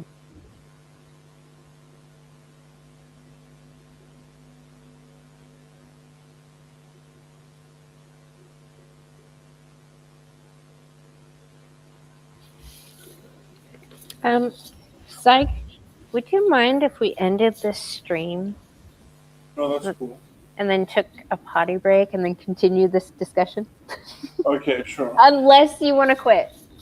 No, it's okay. I'm still free. Okay. Let's do that. Okay. Because I actually have some questions I don't want to be public. So, if you wouldn't mind. All right. Bye, everybody. Cheers. Cheers.